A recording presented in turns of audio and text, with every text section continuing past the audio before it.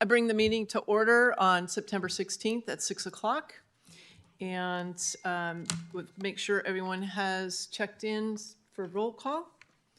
Meeting practices and information. Before we begin, I would like to remind everyone that the board appreciates and supports stakeholder input at our meetings. However, it is important to note that a board meeting is not a meeting of the public, but it is a meeting to conduct the district's business in public. Everyone should have a chance to express their opinions respectfully within the guidelines the board has established for its meeting so that the board is able to conduct the meeting effectively and efficiently. During the meeting, there will be time for public comment on both agenda and non-agenda items. As of January 2025, public comment will only be conducted in person. If you wish to speak, please complete a speaker comment card and give that to the executive assistant as soon as possible. Members of the public may observe the meeting via NUSD YouTube channel or in person at the Newark City Council chambers. Spanish translation is available at 7. Public comment on closed session items. Do we have any public comment on closed session? Okay, thank you. In closed session, we will discuss public employee discipline, dismissal, release, complaint, Government Code 54957, conference with legal counsel regarding anticipated litigation, significant exposure to litigation pursuant to Government Code 54956.9, 4 cases. Public employee discussion of pending workers' compensation claims against the district pursuant to Government Code 54956.9. Conference with labor negotiators, Government Code 54957.6, Subdivision A, Employee Organization, CSEA, and NTA. We are pulling item 2.2, which was public appointment, employment, employee discipline, dismissal, release, complaint, Government Code 54957, manager, systems, and database administrator. That item is pulled for tonight. All right, we are off to closed session. Thank you. Yes. Yes.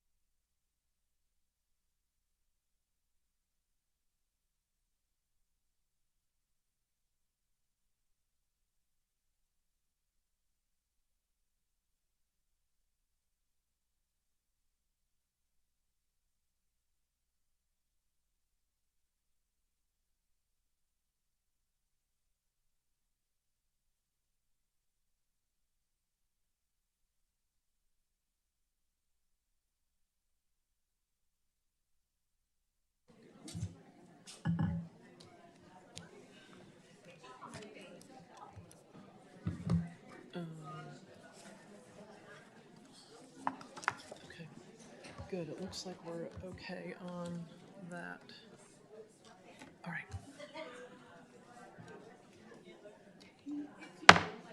Board of Education has returned from closed session. I have one thing to report out. We did vote on a settlement for $50,000. It was motioned by Member Thomas, seconded by Member Aguiano, and it was a 5 yay motion.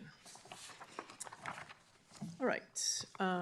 If you have any speaker cards, if you will please turn them in at this time, that would be wonderful. Pledge of Allegiance. Good evening, Jasleen. Would you lead us? I pledge allegiance to the flag of the United States of America and to the republic for which it stands, one nation, under God, indivisible, with liberty and justice for all. Thank you. Please sit. All right, moving to meeting practices and information. Member Block, would you please read these for us tonight? Yes, absolutely. Our board meeting guidelines are as follows. We will keep our focus on the best interest of our students. We will work towards the future, learning from the past. We will stay focused on our goals and avoid getting sidetracked. We will build upon the ideas of others and look for common ground. We will paraphrase for understanding. When we have a difference of opinion, we will debate the facts of the situation and avoid personal criticism. We will address processes, not persons. We will respect differences. We will never dismiss or devalue others. Thank you. Thank you so much. All right, moving on to approving the agenda. Is there any items that need to be pulled tonight? Board? Okay, staff? All right, great. I'd like to ask for a motion to approve the agenda. Motion? I make a motion to approve the agenda. Thank you. A second? I'll second. Thank you. And please vote.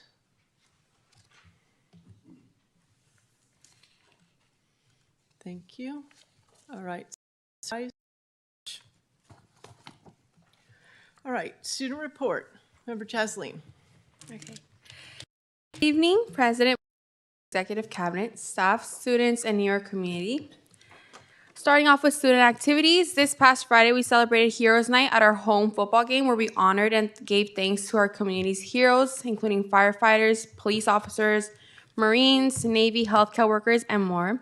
And to honor the start of Latinx Heritage Month, our school has been hosting a variety of activities during lunch, including cultural performances, workshops, and interactive events such as loteria and flag coloring. This Friday, we will also be holding our first food fair of the year during lunch, a day our students are especially excited about. Now, looking ahead, please save the date. For Friday, October 10th, our classes will showcase their creativity and school spirit by performing their annual skit plays at the Homecoming Assembly and the High School Event Center. Now, to end off with our students' concerns, our students would like an update on the PAUSE program and any upcoming plans or changes regarding it. But that concludes my report. Then thank you. Thank you so much. Employer organizations, NTA?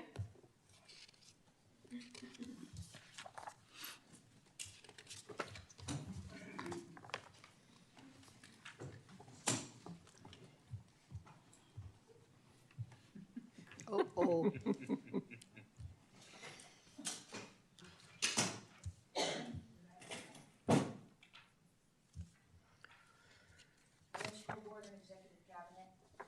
Unlike last time, I remember to bring my speech up with me. The problem is it's in one of my suitcases, so if you'll bear with me for just a moment, I'll grab it quickly.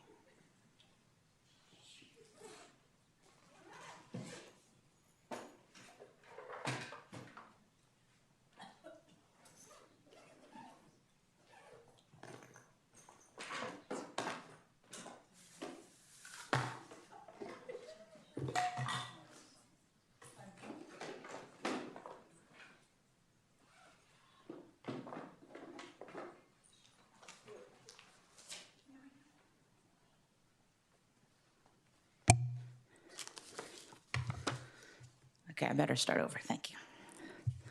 Hello, school board and executive cabinet. First, I was told I needed to introduce myself in case there are folks who do not know who I am. For members of the community that do not know me, my name is Rachel Bloom. I am this year's president of the Newark Teachers Association.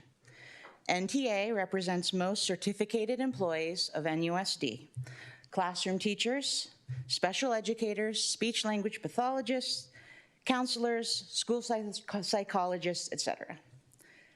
Before becoming NTA president, I was a science resource teacher, most recently at Coyote Hills Elementary School and Birch Grove Intermediate. This year, I am teaching 5th grade science at BGI on Tuesday and Thursday mornings. School board members and executive cabinet, thank you for your patience just now.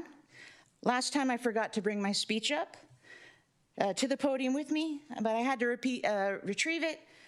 So thanks for your patience letting me get it from my suitcase. Like I said, today is Tuesday, so I did have to teach today on the Tuesday. So earlier today, I was teaching in my classroom. NUSD educators have a lot they need to keep with them in order to be prepared for life in this district. We don't know if the HVAC will work or not. Usually not. When it doesn't work, we don't know if it will be too hot or too cold. That is why I have to carry around a fan and shorts. In some rooms, it gets super cold, like down to the 50s. So it's also good for us to carry around a heater, gloves, and jacket. And of course, if I decide to visit a certain site, then I need to be sure to bring my insect repellent so I don't get flea bites. It's also good to carry boots for the occasional flood and an umbrella for the occasional ceiling leak. And of course, if you're going to spend time outside on a blacktop, field, or court in NUSD, be sure to bring a broom. Brooms are a must-have, or else your students will be stepping on goose poop all day and then bring it right on into your classroom carpets. The newest addition to my suitcase is a handheld mirror. I have realized how absolutely necessary it is for me to carry it around. You see, I know that one of my growth areas as a leader is to work on not letting my face show what I'm thinking each and every moment. But goodness gracious, that was difficult for me to do last Friday. I just couldn't do it. I was shook, as kids say. Do kids even say that still? No, they don't. Okay, I'm old. Literally speechless at times. Kind of like I was like a goldfish, just like. You see, when I saw the agenda and it said District Asset Management Advisory 7-Eleven Committee, I tried to figure out exactly what that is. The Google says that the purpose of a 7-Eleven committee is to advise a school district on the proper use or disposition of school property not needed for educational purposes. And I checked the definition of disposition, and disposition means the process of selling, transferring, or otherwise disposing of a property. So yay for real estate terms that simple science teachers like myself have to look up on the internet. Imagine my shock when the topic of a 7-Eleven committee came up and the immediate response from the board was not to get a committee going to figure out how to best use Music Elementary School and Snow Elementary School properties. Those two properties have been sitting around for years. The sites were supposed to be closed to save money. Instead, they sit there, unused, costing the district money in insurance and security fees. We hear stories about how Snow has been vandalized. It has been sitting there for years and nothing has happened. Where is all that money that we were supposed to save? Where is all that revenue we were supposed to gain? So here I am last Friday, sitting in the back of the room at the special board meeting to discuss the 7-Eleven committee. Instead of appointing a committee and asking them to move quickly and efficiently, to determine the best use of the properties, I witnessed a discussion that insinuated more schools might be closed, more school consolidations. Excuse me, it's optimization should happen. It seems like you are all taking into serious consideration moving Bridgepoint students who specifically need more personalized attention and a break from a big school site, like Newark Memorial, back to that environment or right next to it. I cannot even imagine what my mouth looked like when I heard that. I wish I had my mirror with me.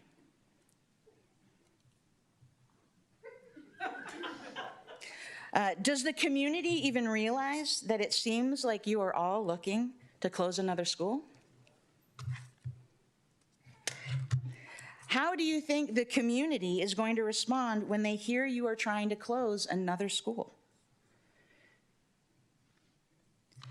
Another building, when we've got 2 sites that have been sitting abandoned for years, 2 learning communities, 2 places where people learned and cared for each other and did so in some cases for generations. And they've just been left to rot. Okay. Good luck convincing the community that we should close another site before doing anything productive with these 2 properties we already have vacant. Like, oh my goodness, I do not think it is advisable. As things stand right now, I'm not completely 100% convinced that the community trusts the school board. So closing a site or consolidating 2 schools into one, I can't fathom the idea and how that could have come out during that conversation. Especially since we haven't finished transforming current surplus property, like music and snow, into some sort of an asset. I mean, my order of operations seems to make sense. You close the school, complete an amazing development project that gives the community faith in the school district that it can accomplish something. Then, once the community has confidence, then possibly have a 7-Eleven committee to analyze the remaining property and see if it makes sense to let go of, and then move on to other projects. So that was a lot. I know, but I had to be said. I owe it to my members to say it and to the community that we care about. I've also have learned a lesson that I need to keep the mirror with me, and I will start bringing it to all meetings to make sure my face is nice. I would like to transition to another, perhaps happier topic, baseball. As I've been thinking about my role as president of Newark Teachers Association, more and more it has me thinking about baseball. I know, it's weird, right? Baseball season is winding down. Of course, it hasn't been fabulous. The Giants are 75-75, rocking a 500 record. I won't even talk about the Athletics. I was a longtime A's fan. I don't like the Giants. I was all A's all the time ever since I was a little kid. One of my core childhood memories is the A's winning the '89 World Series. I remember the earthquake, of course, but the exciting thing was my A's won the World Series.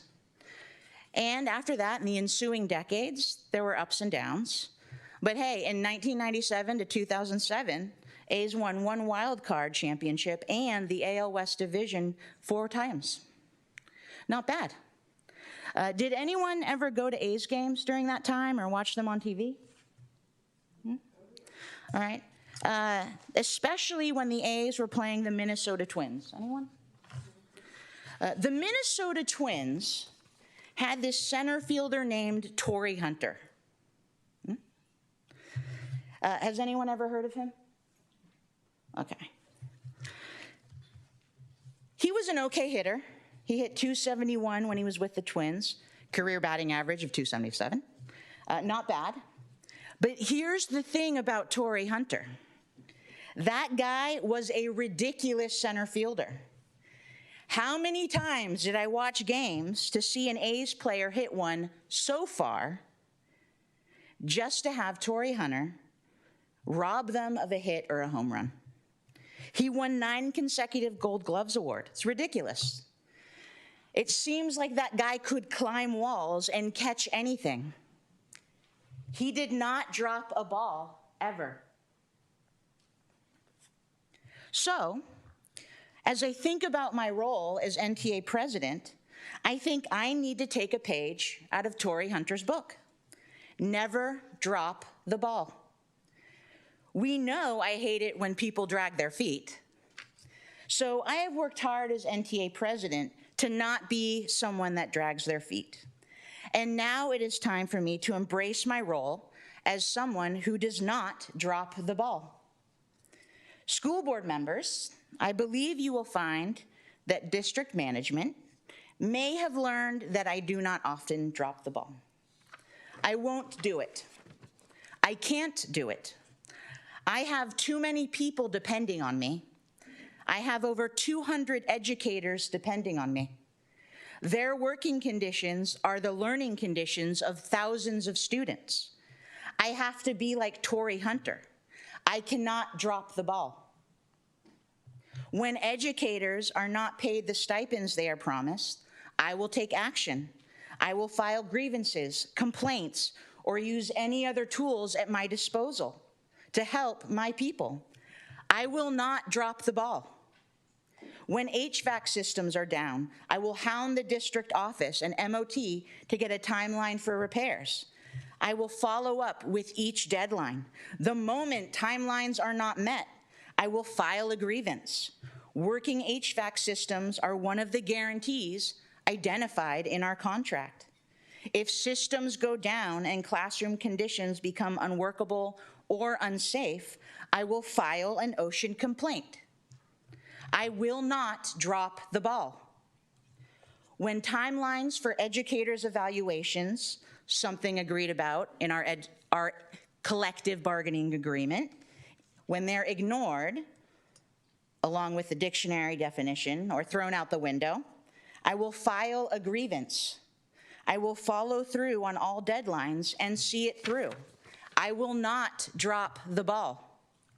When teachers are put in unsafe conditions, such as not having access or the ability to lock their classrooms in case of an emergency, I will speak up. I will do whatever I can to keep my educators and our students safe. And guess what? I will not drop the ball. When I hear that half the toilets at a school site are not working and students and staff are constantly having to wait in line, I will speak to administrators about it. Give it some time, but then, if repairs aren't made in a timely manner, I'm going to follow through with a Williams Act complaint. I will not drop the ball. When I hear about a special day class without sufficient supplies, gloves for paraprofessionals, or diapers for students, I will do what needs to be done to give educators and students the teaching and learning environment they need. I will ask nicely once, and then I will follow up. If needed, I will act and file a Williams complaint. I will not drop the ball. When management requires educators to complete 4 hours of online videos and trainings to do with only 90 minutes provided to complete them, and then gives us 2 more hours for a total of 6 hours of training, 6 hours being almost a full workday. Did you know that guest teachers are required to do those trainings but aren't paid for their hours and hours of work? And we wonder why we don't have enough guest teachers in NUSD. You are expecting guest teachers and Newark educators to work for free. That is insane.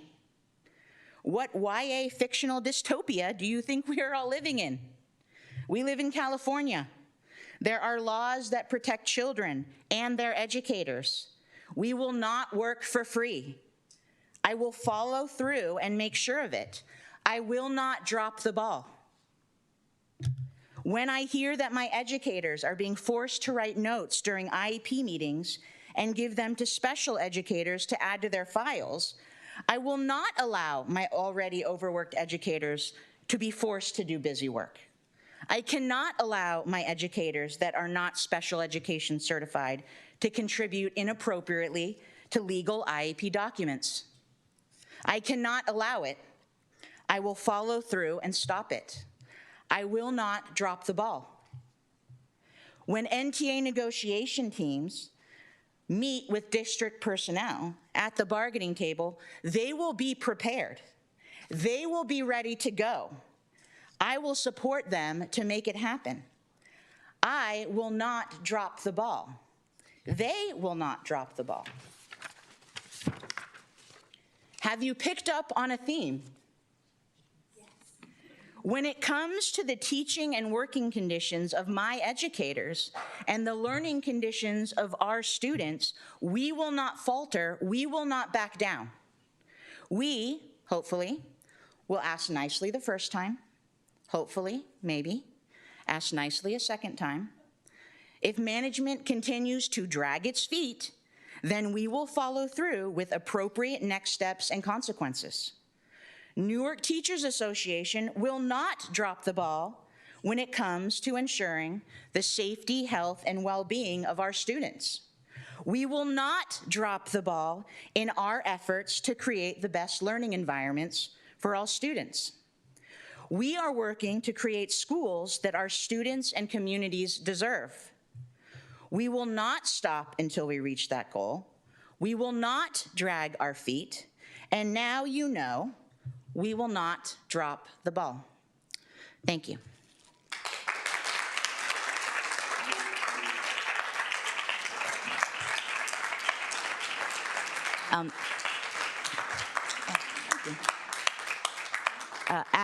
I know that was a little longer than normal, but I brought you presents, so.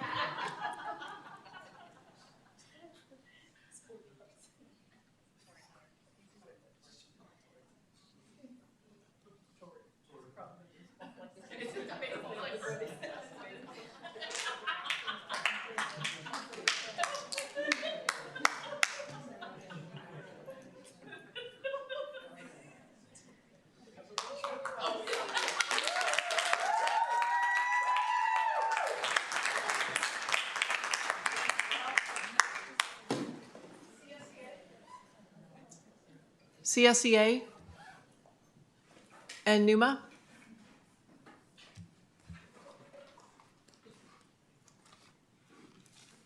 It's just like CSEA having to come and wait for me to, like the teachers to clean up.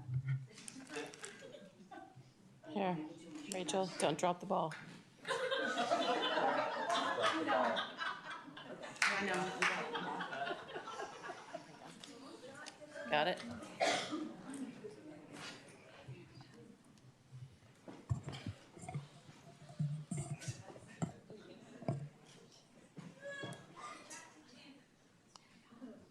Yeah. Okay. Good evening, President Jones, Board of Trustees, and Executive Cabinet members. My name is Christy Palomino, President of NUMA. Ashley Acosta and Jody Croce also serve on the NUMA board with myself. In the first 28 days of school, NUMA has been busy. We have been working hard to improve the experiences students have at school every day. Some of our members have attended professional learning opportunities, including social emotional wellness for students and for staff. We have helped lead and facilitate professional learning of teachers and support staff here in the district as well. Campuses are back open to parents, volunteers, and visitors taking that important next step in returning to our place as community hubs. We look forward to continuing partnering with our community, providing resources for all of our students and our families. The recent meeting between NUMA and district leadership was a strong success marked by open dialogue, shared priorities, and a renewed spirit of collaboration. We want to highlight our work with our supervisors in having a meaningful goal setting and evaluation process for every NUMA member annually. This allows us to reflect on our current status and push to develop further. It is through alignment of personal goals, professional development opportunities, and guided reflection that we will continue to bring our best to serve this community. We remain as an association dedicated to every student every day. As our highlight, NUMA acknowledges the dedicated work of teachers and staff supporting all students with fidelity with the complete implementation of PBIS expectations of be safe, be respectful, and be responsible at both Coyote Hills and Schilling. Both Coyote Hills and Schilling earned gold status for 2025 and will be honored during the PBIS conference in October. Thank you.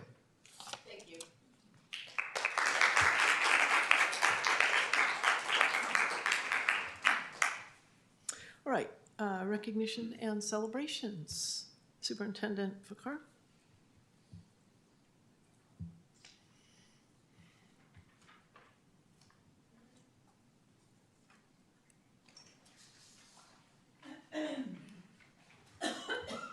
This evening, I'm really excited to introduce to you our child nutrition team and welcome them up here. We are going to, I'm sorry, No, I've got spotlight. Coyote Hills, spotlight first, I apologize. Sorry about that, Mary, you had to hold on just a second. For this evening, we have Coyote Hills Elementary School, who will be joining us up here this evening and providing a presentation. Welcome up here, Christy. Oh, I see we've got some cheerleaders out there in the audience. Stay back there. Are you gonna come up here?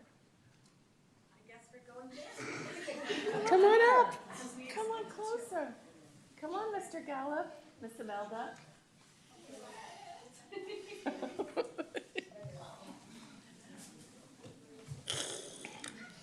She's happy to be here.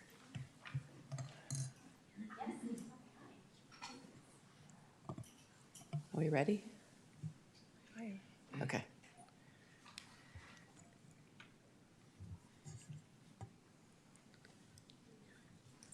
Waiting for slide deck.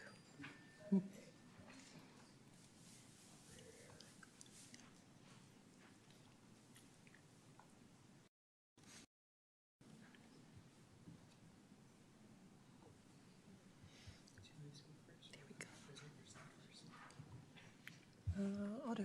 Am I on? Board of Trustees, I'm super excited for Coyote Hills to kick off our school spotlight board presentations for the school year. Coyote Hills has a lot to celebrate from their 24-25 data, as well as plans they have for 25-26. So I'm looking forward to Christy sharing everything that Coyote Hills has done previously last year and what they have in place for this school year. So handing it to you.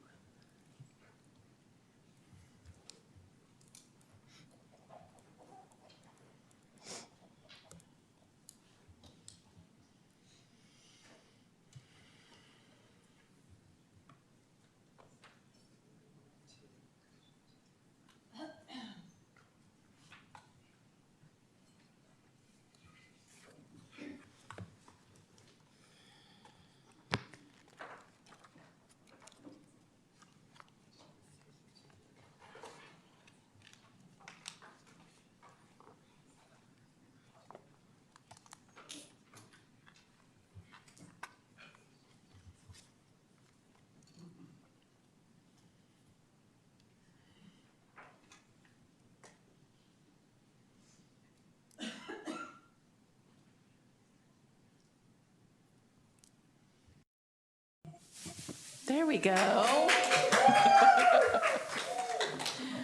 All right, President Jones, board members, Superintendent Bakar, and Executive Cabinet, thank you for inviting me to spotlight our beloved Coyote Hills. My name is Christy Palomino, and I'm the proud principal of Coyote Hills Elementary. I look forward to sharing our Coyote Hills story with you tonight. But before we share our story, I want to spotlight our staff who have joined us in support for Coyote Hills. We have Brandy Wex, first grade teacher. Melissa Moore, first grade teacher. Michaela Ashmore, first grade teacher. And her daughter Grayson, one of our first graders at Coyote Hills. We also have Delight Evans Vasquez, third grade teacher. Miss Imelda, who provides food for all of our scholars. And John Gallup, our PE teacher. Coyote Hills enrollment has remained consistent over the last 2 years. We currently are home to 417 brilliant scholars this school year, whereas last year we finished the year with 424 scholars. Breaking down our demographics a bit, 32% are students with disabilities, 28.54% of our scholars are socioeconomically disadvantaged, 33% of our scholars are EL learners. Our Hispanic Latinx learners are currently at 62%. We are always striving to support our EL scholars via SEAL, designated ELD, and many opportunities to practice oral language through structured student conversations. Now we will gain a deeper understanding of our EL learners by learning insights through our LPAC data. The first 3 columns represent the 2023-2024 LPAC data. The 3 columns on the right in the dark blue represent the 2024-2025 LPAC data. The percentage of students increasing proficiency on the LPAC increased from 41% to 50% in the 2024-2025 school year, which is a 9% increase, showing significant growth with our EL students. Furthermore, looking at the data, we attribute the success of our scholars to the implementation of our SEAL lessons, especially along with our designated ELD lessons. All teachers in TK through 5 teachers teach SEAL units throughout the year. Each unit focuses on rigorous academic language where all scholars are engaged in the content and learning, challenging their own learning. Teachers also use the designated ELD and benchmark. Another celebration at Coyote Hills is the percentage of students declining in LPAC dropped from 23% to 14% in the 2024-2025 school year. Looking at our performance on the LPAC summative assessment, the overall performance increased by 3% in Newark Unified School District. Now, moving our attention to Coyote Hills, our scholars increased school-wide by 6%, eliciting a deep feeling of pride in the work our scholars demonstrate on a daily basis. Our scholars in the 4th and 5th grades increased by 13% and 11% respectively. We look forward to continued EL growth on LPAC this year. Chronic absenteeism continues to be an ongoing focus of the district as well for our Coyote Hills families. Studies consistently show that regular student attendance is crucial for academic success, with chronic absenteeism even starting in preschool leading to lower grades, reading difficulties by 3rd grade, and increased high school dropout rates. We continue to work and support our families, educating them regarding the value of consistent attendance and providing support as needed to ensure positive attendance. We even offer positive praise to scholars to encourage their responsibility by attending school daily and on time. Historically, looking at our chronic absenteeism in 2023-2024, Che was at a 26.82%. During the 2024-2025 school year, Che decreased to 21.88%. This is a decrease of 4.94%. We are incredibly proud of this decrease and look forward to heading in the positive direction for attendance. In fact, I checked with Pupil Services for a snapshot of our chronic attendance so far for this year. It was reported that currently we have decreased 3.43% in chronic absenteeism. We are headed in the right direction with our attendance. Coyote Hills does have some preliminary CASP results that I would like to share with you now. For the first time in several years, Coyote Hills saw growth in English language arts and in math on the 2024-2025 CASP. We are proud of these results as overall we made 3% growth. Our Asian students increased by 20% and our economically disadvantaged increased by 8%. The preliminary data demonstrates our focus on our EL scholars is truly important in the work we do on a daily basis. In math, for the first time in several years, Coyote Hills saw growth in English and in math on the 2024-2025 CASP. We are proud of these results as overall we made 2% growth. Our Asian students increased by 13%, and our economically disadvantaged increased by 10%, and our Hispanic Latinx scholars made 1% growth. We are truly excited for the growth our scholars are demonstrating at Coyote Hills.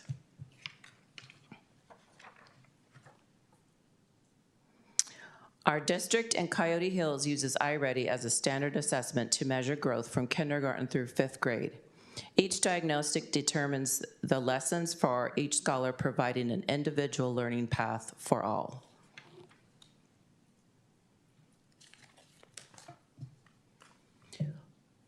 Hold on one second.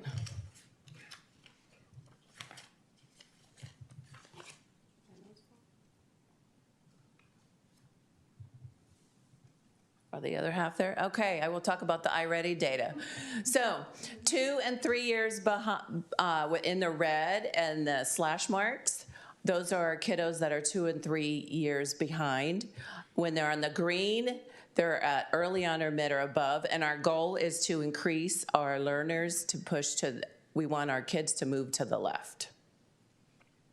So looking at our iReady baseline data, we, at the beginning of this year, for our 3rd through 5th graders, we had 40% at 2 or 3 or more grade levels below, so they have lots of room to move to the left, and we have 18% early on or at grade level. In math, we have 34%, 2 to 3 grade levels below, and 13% are early on or above grade level. Our focus areas, just like in the district at Coyote Hills, we want to increase academic performance in ELA for students in grades 3 to 5 by 5%. We want to increase all our K2 readers and math by 10% as measured by iReady. And our goal, which we focus on every day, is to reclassify as many 2nd grade students before entering the 3rd grade. And by the 5th grade at the latest, as the LPAC gets consistently more challenging as the test continues, and our teachers have had some experience trying out these tests by themselves, and we see how challenging it is for them, so we work on this goal daily. And as I spoke about earlier, we continue to reduce chronic absenteeism.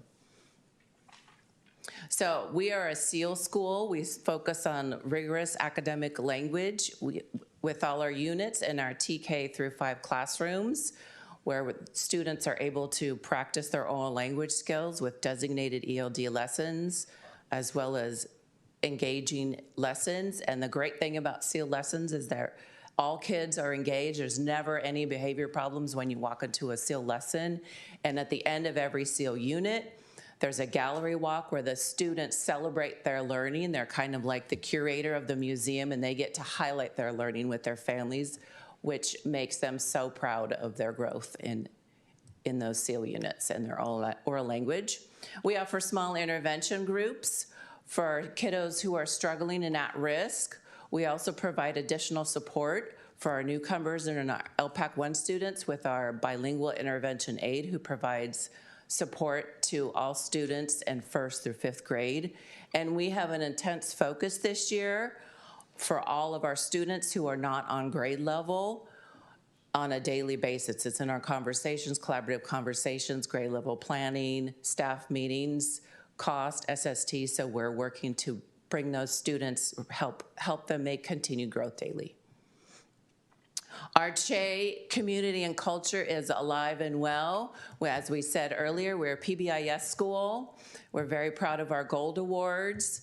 We just recently had our first PBIS store where the kids earn their positive praises and they get to spend those positive praises in the PBIS store. One thing that's not up here, we have a summer reading program. Oh, it is up here.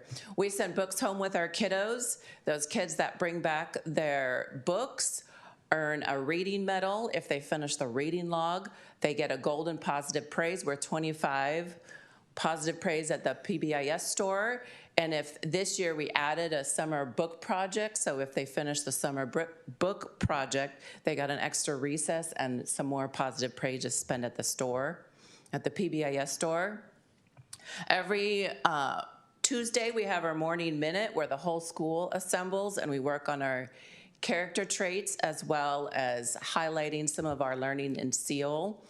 We have our green team that helps keep our school green. Our students are very involved in our green team with the recycling and sorting, and they have meetings to make sure we're being environmental stewards at Coyote Hills. We have our spirit days. 60% of our staff are NUSD alumni, so our staff loves Newark. We don't go far, myself included. We have a new partnership with Mayor Hannon this year, so we're very excited about that. And we also have monthly assemblies that focus on social and emotional learning, along with character traits. We recently had a NED assembly that focused on resiliency for children. And that's our SEAL room organized by their bins. That's some pictures of our NED assembly. That was a partnership, that the truck there. We partnered with all the schools with the city of Newark, which was very beneficial. They helped replenish our Coyotes garden, and there's some of our TKs like on the second day of school walking in such a straight line. So we are incredibly proud of all of our scholars at Coyote Hills, and we love to have you join us anytime for Morning Minute or other exciting opportunities, and SEAL Gallery walks as well. So thank you for letting us share all about Coyote Hills tonight. Thank you so much for supporting us.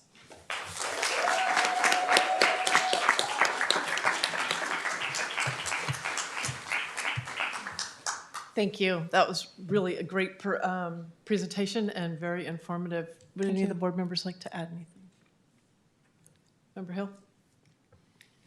So Ms. Palomino, love your presentation. Thank you. And love everything that you and your staff are doing, right? It's wonderful, it's awesome, love the metrics, love your goals. So thank you so much. And thank you, Ms. Allard and Superintendent Vacar, for supporting Shay and making this progress. So thank you. Thank you. Member Thomas? Congratulations. Great presentation. I'm especially impressed with the fact that your CAS scores have increased dramatically. And I know your staff is committed to SEAL, and it really, the results from SEAL are showing up in your test scores, and I think that's great news.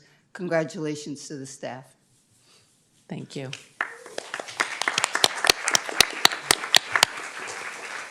Member Block? I'd like to echo what my colleagues on the board had said. Thank you for a wonderful presentation. Thank you. Just the positive energy that emanates from the presentation and from all the staff members here. Just really appreciate. It was great to get to visit Coyote Hills in the spring at the open house and just see like all of the positivity on display and all the classroom walls. With so many parents there, I'm really excited about what's going on. I just had a quick question. In the next steps, you had said that this year, there's one of the goals being an intense focus on students who are not on grade level. And I was wondering if you could just like elaborate a bit more on what that looks like on a day-to-day basis. Sure, we've looked at our data where we have spreadsheets that includes those scholars who need that extra support. We talk in our grade level meetings. I build in time during staff meetings to talk about those kids, because sometimes if one teacher has tried one strategy all year and it hasn't worked, we want to make sure that next teacher is aware that they can try a new strategy. So we're constantly looking for new ways to support those students. Awesome. Thank you so much. You're welcome. Member Aguano? Ms. Palomino, thank you. And also the rest of the Shea staff really appreciate, especially Ms. Grayson. Is it Grayson? Grayson. Grayson, thank you for being here. You're really brave for being here and representing all the students at your school. So really excited just to see that 9% proficiency in LPAC. That says a lot. So I'm really excited just to see and be a part of the invitation for the SEAL Gallery Walk. So Wonderful. Please, whenever you have the minute, please share. And thank you all for coming out. Really, thank you for supporting your students, your community, and also the SEAL program that you guys have going on. Thank you. Thank you.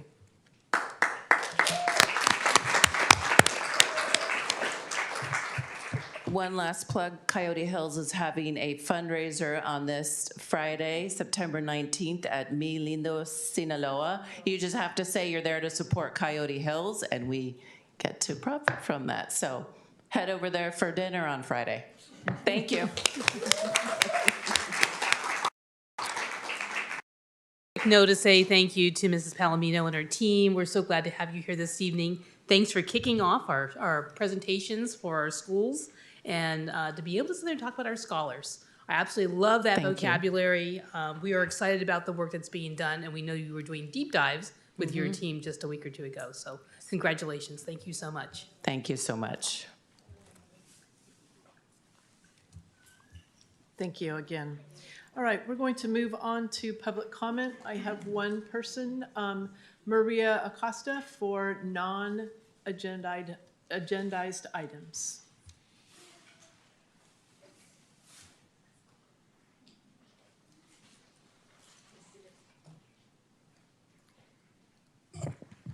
Buenas tardes, mi nombre es María Alejandra Acosta, yo soy un Senior Food Service, trabajo en Newark Middle School.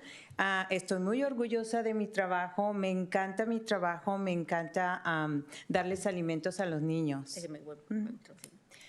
Her name is Maria Costa. Alejandra. Maria Alejandra Costa. She's in food services, and she's very proud of her work she does. Solo quiero comentar algunas cosas que están pasando en mi departamento porque nosotros estamos tratando de tener alimentos saludables para los niños. Tenemos una gama de alimentos muy diferentes y para todo tipo de niños porque nuestra comunidad es de varios países. She wants to bring to the attention, they're trying to have different kinds of food, different kinds of in a gamut of healthy food for the kids, also because they come from different places, different countries. Estamos teniendo el problema de que hay unos alimentos que no son buenos para nuestros niños, como son los hachiros, los taquis y algunos colores que ya el departamento de aquí de Estados Unidos nos está quitando. Nuestras escuelas en Newark estamos bajo los controles que debemos tener y ya los estamos quitando, ya no los tenemos. There's some products and ingredients that she knows as, regulated by the FDA. They're not longer approved, and they're already eliminating those from their list.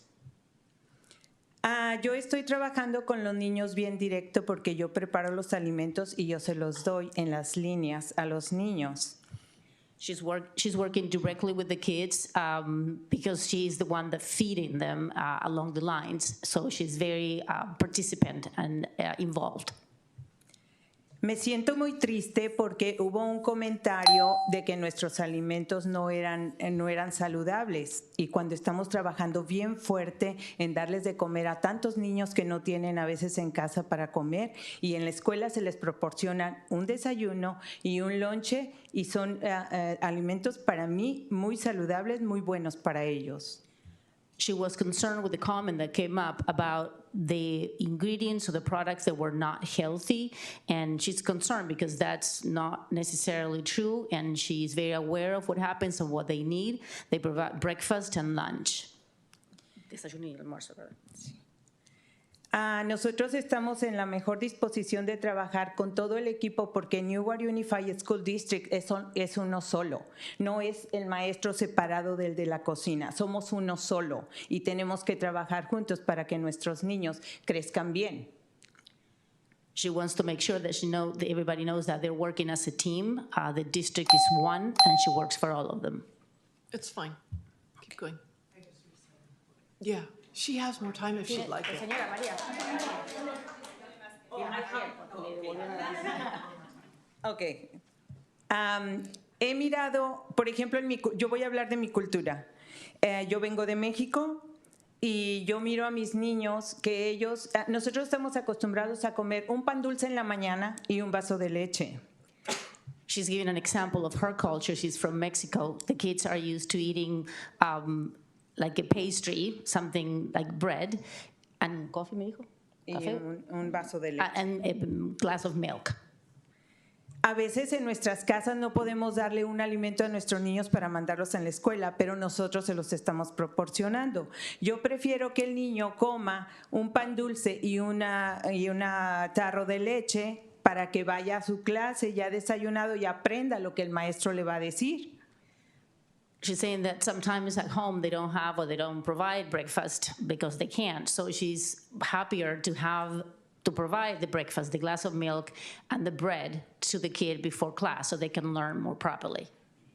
Y tenemos que tener mucho cuidado qué le decimos a los niños, sobre todo los maestros, porque para los niños los maestros es lo máximo. Y si un maestro le dice a un niño, tú no debes de comer nada de azúcar, eso es traumatizar al niño, y al niño no se le puede decir eso, se le puede decir, ok, hoy puedes comer un pan dulce y mañana puedes comer un burrito y pasado puedes comer algún otro alimento, pero no decirle, tú no puedes comer. What she's concerned with is the message that sometimes teachers are providing to the kids or saying to the kids, like, you can't have sugar, you can't eat sugar, when in reality it's more important maybe to have something so they're fed in order to learn better, or maybe teach how they are, one day they can eat something sweet, maybe not the next day, and kind of regulate it differently. Cuando nosotros a los niños les damos una gama de alimentos que escojan y les damos los beneficios, no los perjuicios, los beneficios, los niños ponen más atención en qué van a comer. Y hay que dar el ejemplo, porque por ejemplo, si yo vengo con un peso súper grande y le estoy diciendo al niño, no comas eso porque eso no es bueno, son azúcares, son carbohidratos y todo eso, entonces el niño se queda, ok, tú me estás diciendo eso cuando tú estás súper big y debes de tener congruencia qué dices al niño. So what you're saying is that it has to be very careful about the message that's given to the kids, that once they present the gamut of products and the spectrum of different products, ingredients, and things to eat, that is a more balanced diet, instead of pointing out what they cannot eat or they shouldn't eat. Y por último, estoy muy contenta con ustedes, trabajo en este distrito muy contenta y somos un equipo, muchachos, somos un equipo porque la Newark es uno solo. Trabajemos para tener mejor a los niños de como los tenemos ahora. Muchas gracias y que tengan buena tarde. She's very happy to work with the district, and she's definitely happy with the district and the team that we're working with. Thank you so much. Thank you.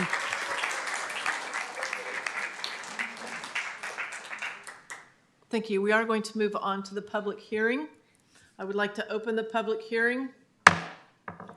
Board of Education on September 16th at 8:06, the resolution regarding sufficiency of instructional materials.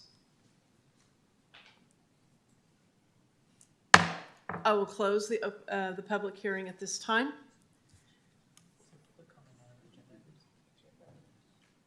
There are none on agenda items. I wouldn't have skipped it if there were. All right, we are on to Superintendent's report.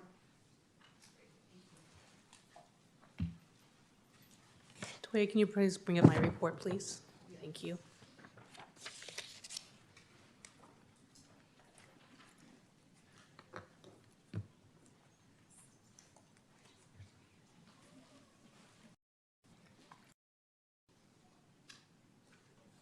Next page.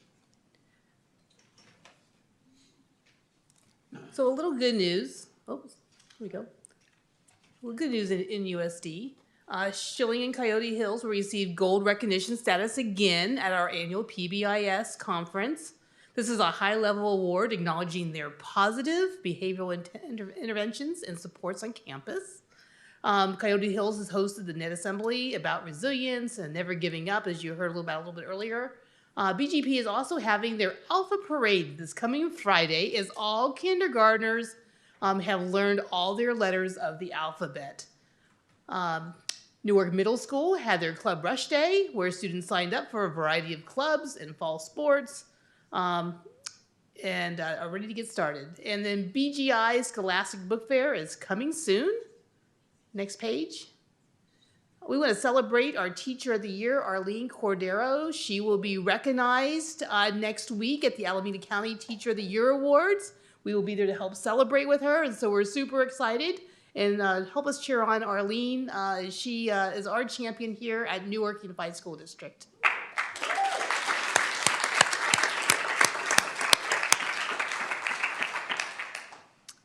A little bit about our Kennedy update. As many of you have heard on the news, and as we've been working with our families and community over at Kennedy, I want to thank the Kennedy staff and parents for your advocacy. Since our first treatment, fleas at Kennedy have significantly reduced in most classrooms. We recognize that there are still some ongoing type issues that have been happening, and so we are still continuing to monitor daily. Staff continues to go out there to go check on things. We also have our pest control company that continues to monitor the site weekly. Today, based on the report that we received at the conclusion of our second treatment has been authorized for rooms 1, 2, and 3, and we will be retreating tomorrow evening after 5 p.m. Room 3 will be moved to another room on campus temporarily during the next 21 days, and rooms 1 and 2 are being treated as an extra caution. Additionally, we're going to continue to treat the field again next week at the conclusion of their initial 21-day treatment that they had. We recognize that this has been an ongoing issue. We are working with the types of chemicals that we're allowed to use that are compliant for being around children and around our public schools. We are working very closely with both the pest control company as well as with vector control here at the county. And again, we really do appreciate the community feedback. It's allowed for us to be able to think as creatively as possible and also provide the additional services and communications back to our family that we really feel is very valuable and important for everybody to have the same information at the same time. But again, I just want to send a heartfelt thank you to all of you for reaching out to us. We've had a number of family members who have reached out to either the principal or to our team here at the district office. And we look forward to continuing to provide you with information and keep you updated. And also there's been some really good ideas that have come out of it. A little bit about ACOE recently sent a letter to our district with regards to our adopted budget.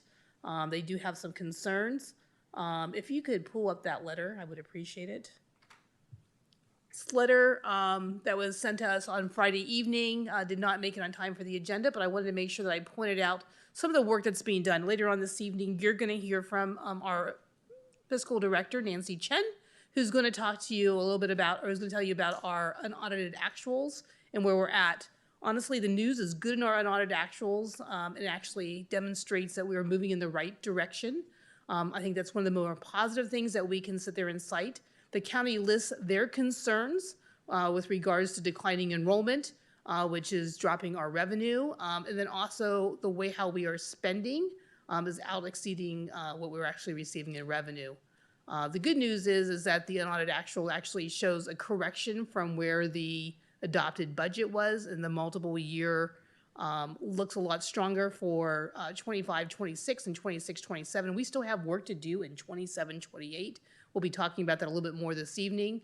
The county also is concerned about the fact that we were not able to meet our reserves, but I will show you that for 26-27, 27-28, we will be able to meet our reserves based on the corrections that were happening with the unaudited actuals. Additionally, the county always stays concerned whenever there's been a number of shifts and changes in staff. We've had a lot of openings here at Newark Unified School District. There's no secret about that. We are working hard to make it a stronger and a more productive team and bringing on the experts that need to be there. And in between time, when we don't have the experts that we've been able to find through our recruitment efforts, we are bringing on the right team members that can provide us with the guidance and expertise through consulting services.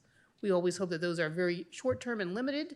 However, they have helped us to navigate some very important work that's going on. Actions that need to be done, the county wanted to make sure that we provided the board and the community with information about what their concerns are, and then also ask us for our corrective actions, which you're going to see this evening in the unaudited actuals. We've been working closely with county fiscal staff. They are aware of what our unaudited actuals looks like. They know that we're going to be making this presentation this evening and that we've done a number of things to help navigate this past year to be able to make our district more fiscally healthier than it has been for many, many years. The other things that we've done, and you all know about this too, is that we have improved our credit rating. We've worked hard to pass a school bond, which takes off some of the pressure off of our general fund. It actually places it back on to long-term facility improvements. You heard our union president this evening talk about the importance of working on HVAC and plumbing. Those are the two primary things that the Board of Education called out in the first round of funding. That first round of funding has been secured. We have received the funds for it, and we are moving forward with RFPs to be able to move forward and to make sure that we can make the much-needed repairs that have been needed for a long time here at our schools. So we want to thank our community for your continued support. I want to thank the Board of Education for your guidance over the past year as we've tried to navigate and move forward and strengthen our fiscal health. We also are continuing with our budget reduction plans where we're looking at, all the POs that come in. We are looking at the purchases that are being made, making sure that they are the right kinds of purchases that are really going towards and helping our students and helping our schools with what they need to be able to do the right things with teaching our students. I think one of the things that you saw earlier this evening in the presentation from Coyote Hills is the fact that we are actually accelerating. We're beginning to actually show growth in both language arts and mathematics. That's exciting news. Those are gains that we haven't seen before. We know that we had some early indicators, and it's really good that we're able to sit there and really look at this data and continue working on our improvement plans. So with that, that really concludes my report here from the county office. Were there any other slides, Toya, on that? I think there's one or two more.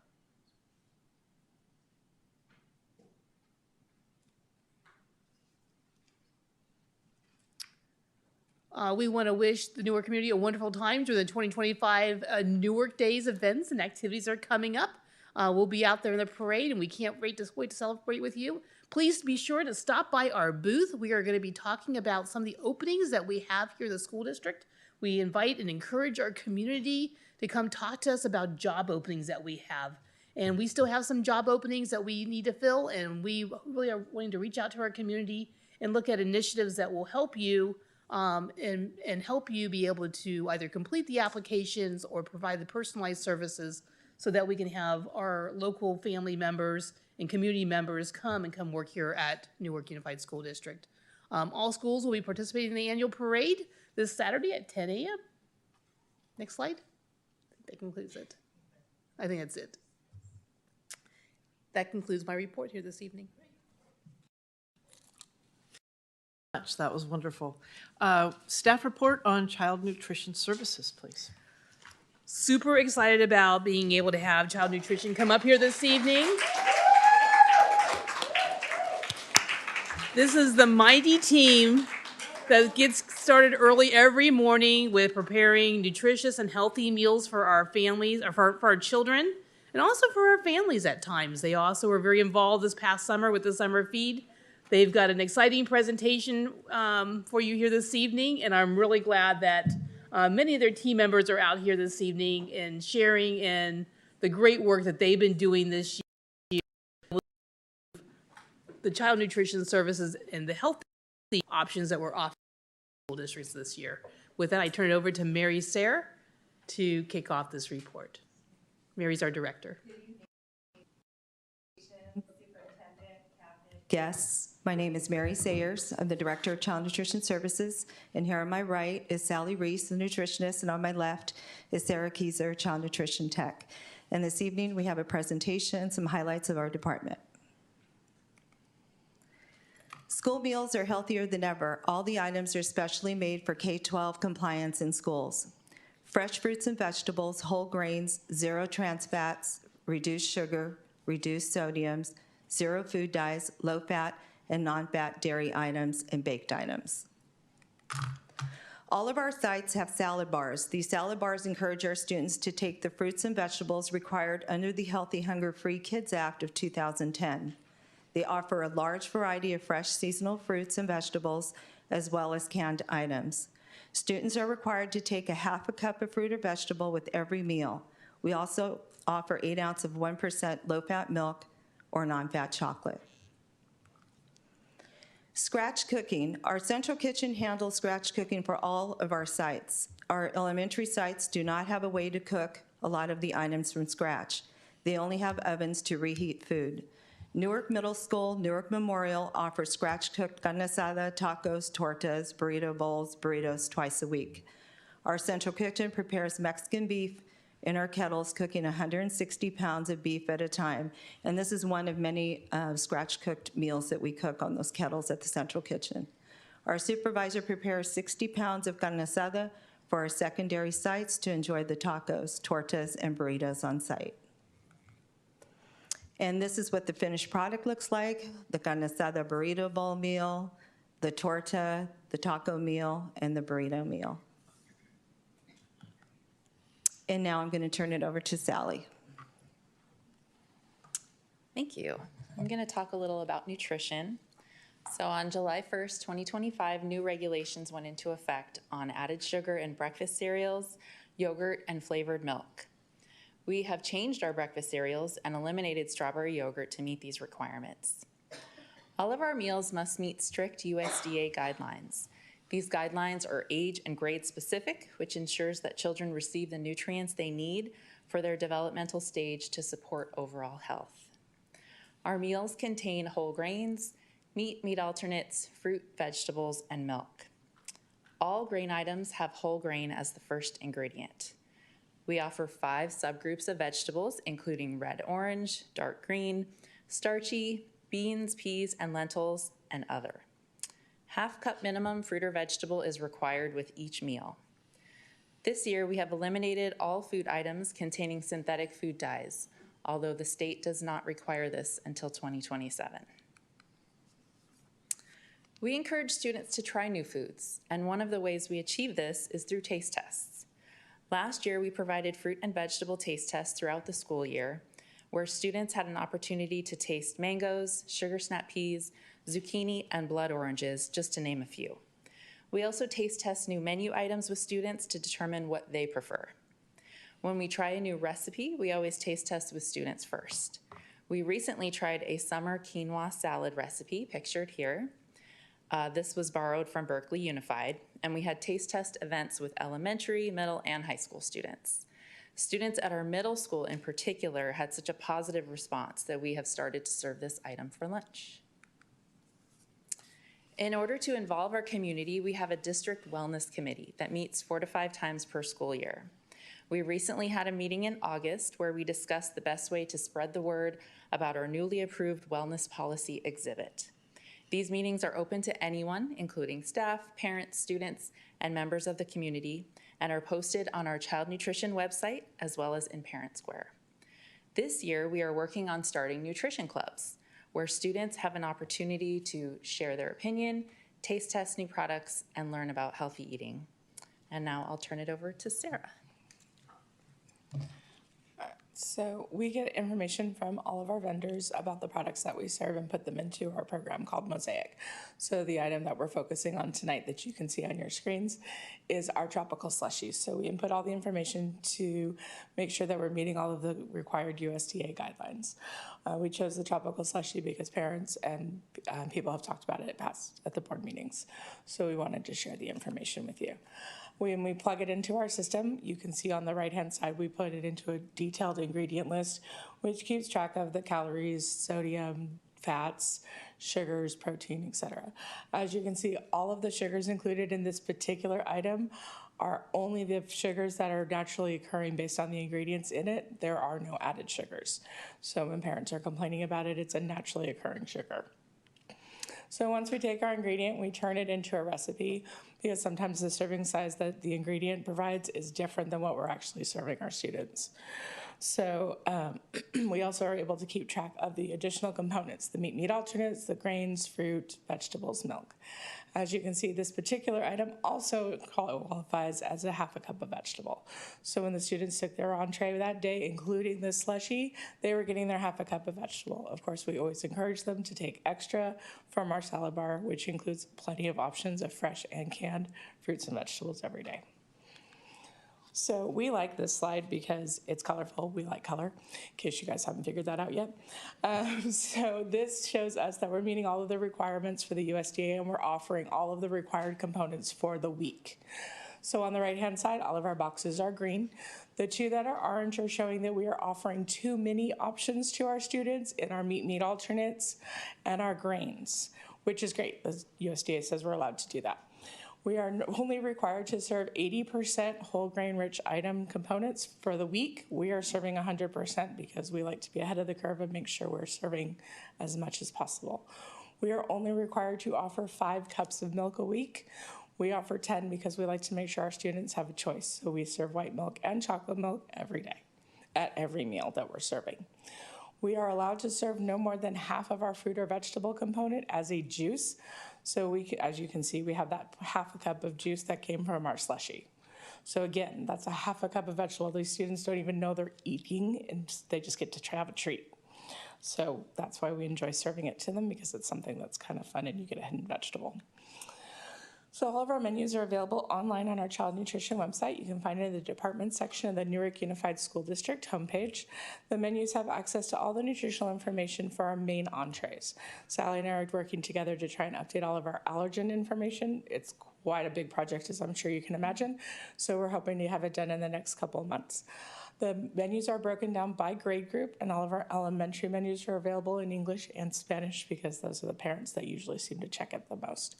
While you're online looking at our menus, on the right-hand side, there's a going green button with the recycle symbol. You can sign up and be notified every month when the menus are posted. We try to post them at least 2 weeks before the next month. Sometimes it's a little later, depending on how things are going in our department. Oops, sorry, a little too fast. You can also download an app, and that's what the app looks like when you download it from your store, so you can keep the information with you at all times. We encourage families to go online, especially with elementary school students, and look at our menus so you can go over what's coming up and talk about what's going on. We're trying to make sure we put lots of new menu items this year, so it gives parents an opportunity to talk to students and see what's coming up that they might be interested in eating. And I'm going to go ahead and pass this back to Mary. Thank you, Sarah. Every 5 years, the California Department of Education does an administrative review of the child nutrition programs. Newark Unified completed our review during the 24-25 school year. The review covers quite a few areas to verify we are meeting all the federal and state school nutrition program requirements. Our department did not have any findings at all, which is quite unusual for districts within the state. The auditor sent an extremely positive email to our superintendent. We remain a self-operable program and continue not to infringe on the general fund. If parents or community have any questions or concerns, please contact the Child Nutrition Department directly. That is my office phone number, my email, and Sally's phone number and email as well. We will respond to any questions or concerns within 2 business days. We welcome all feedback. Please share this with us directly so we can move forward and address your concerns. And this concludes our presentation, and thank you for allowing us to present. And I want to thank my child nutrition staff. They're hardworking ladies.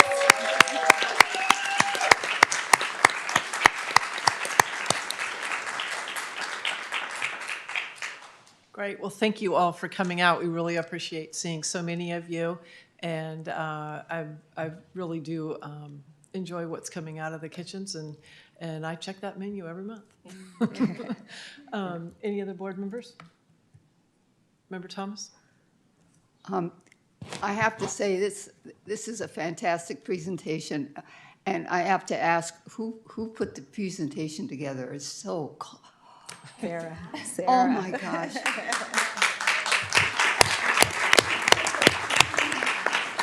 Oh, you could have another career, but I'm sure you do. They don't want to let you go in your job now. No, but thank you so much for the informative presentation. I'm wondering about other food services that you provide, not just to our students during the school day. Could you elaborate on those somewhat? So at the moment, we don't have an after-school program because we don't qualify. In the past, we used to have the supper program and the snack program, but because the school district does not, our free and reduced is so low, we don't qualify to provide the service. Why is it again you don't qualify? Because the free and reduced is low. Oh. So remember, parents are supposed to help let us know what their income qualifications are. It's called a educational benefits form. It will be going out very soon to our community. It's important, even though we receive free and reduced, or we receive free meals currently for breakfast and for lunch. It's really important that all of our families participate in filling this out. You might be surprised as to what actually does qualify based on the information that you give us back. And it really will help us get our numbers. We just miss our numbers, not by a very big percentage. And so it's important that everybody help us to make sure that we get the maximized funding that we need for all of our programs, including a supper program, and additional support services that help our students. So I'm really glad that you brought that to our attention because it really has changed. We've only been missing it by a few percentage points each year. And a little bit more would make a big difference if we get a few more people that participate in filling out those particular forms for us.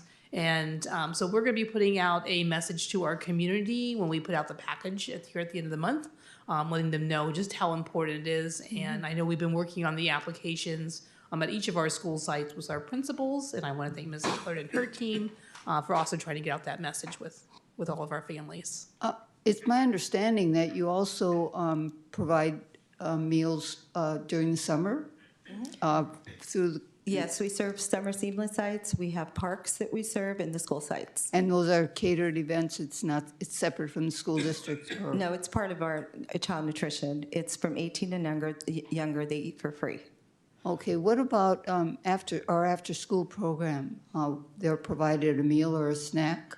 Does that not come through you? And if not, No, why not? Not because in the last couple of years, our free and reduced has been very low.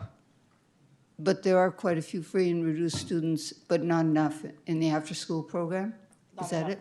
Not enough in the district that qualify. District-wide. Our district numbers are reduced significantly to the point that we can't offer those meals for after-school programming. Well, can they be catered and on a cost recovery basis? We could provide snacks at our cost. It would be whatever we would pay for it. We could work something out as far as the snacks go. Because I understand we're paying outside companies for those snacks. No, we're currently doing that differently now. Starting last year, we actually started ordering snacks and making sure that each of the sites have those. So students are still getting snacks through our after-school program.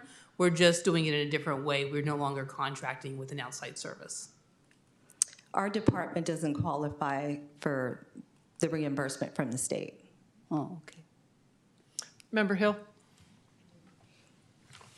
Ladies, thank you for the great presentation. And I think we can see that you guys are pouring love into what you're doing. And our kids and our families in the district are really fortunate to have you. So thank you. Thank you. All right. Member Aguiano? Ms. Sawyers, nice to finally meet you. Ms. Sally, Ms. Kaiser? Nice to meet you. Thank you for the presentation. I really enjoyed it. Thank you for keeping the Newark Unified School District's website up to date with pictures and also with real-time information. One thing I did see, and you guys are sharing that opportunity with our children on being creative, for them to bring ideas and also partake in the nutrition club, which is really, really phenomenal. Serving our students, I did see a little portion of serving the students.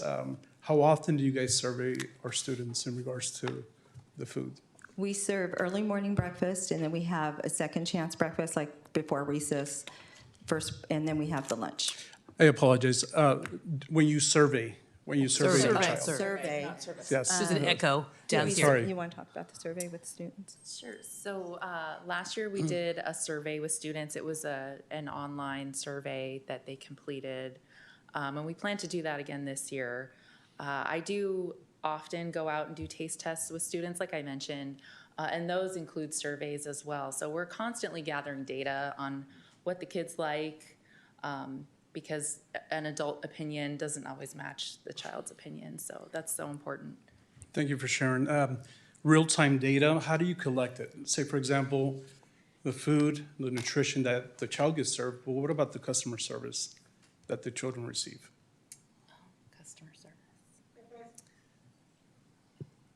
I'm not quite understanding your question. Our staff, right? How are we interacting with our students, and are the students satisfied overall with the experience?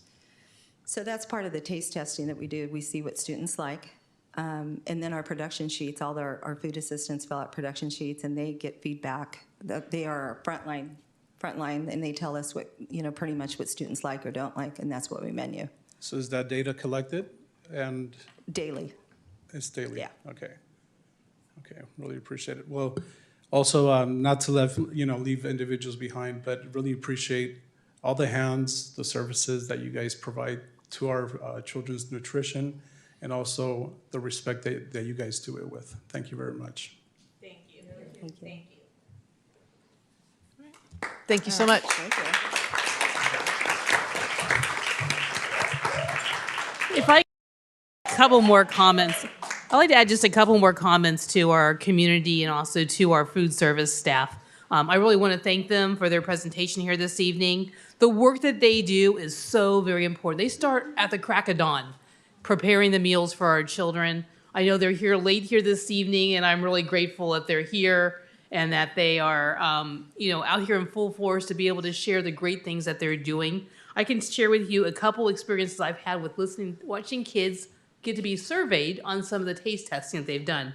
Last year, we had chicken nuggets over at Newark Middle School, and it was quite the taste testing where kids were really getting to sit there and weigh in on the various types of chicken nuggets and which ones taste the best and which ones do they want to have served. Also hearing the students be able to interact with each other and have the discussion and debate about what they liked about the various types of chicken nuggets. It was just really fun to hear the conversation and see the openness of our staff to be able to bring them the types of products for them to be able to try and for us to be able to get that feedback to make sure that we provide the ones that they're going to like the most, right? Because we want them to eat it. And then this past week, they were over at the high school, I believe, trying out salads. And so, and giving those students a chance to be able to taste some of the new products out there.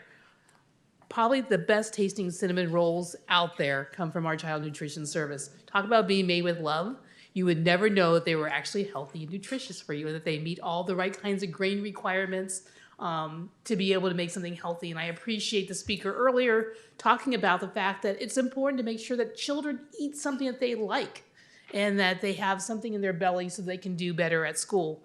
That really is probably the most important piece about the child nutrition program is that every child has access to food and that no child is going hungry in our schools. We absolutely have wonderful tasting food that's been made with love. So thank you, ladies, for being here this evening.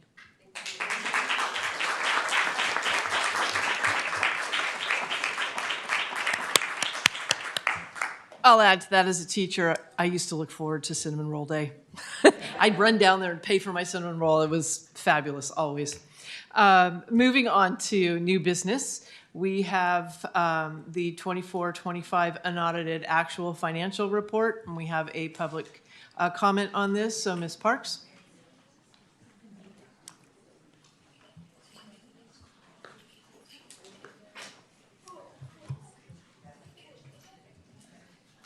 Thank you all again for coming. We know you have an early morning.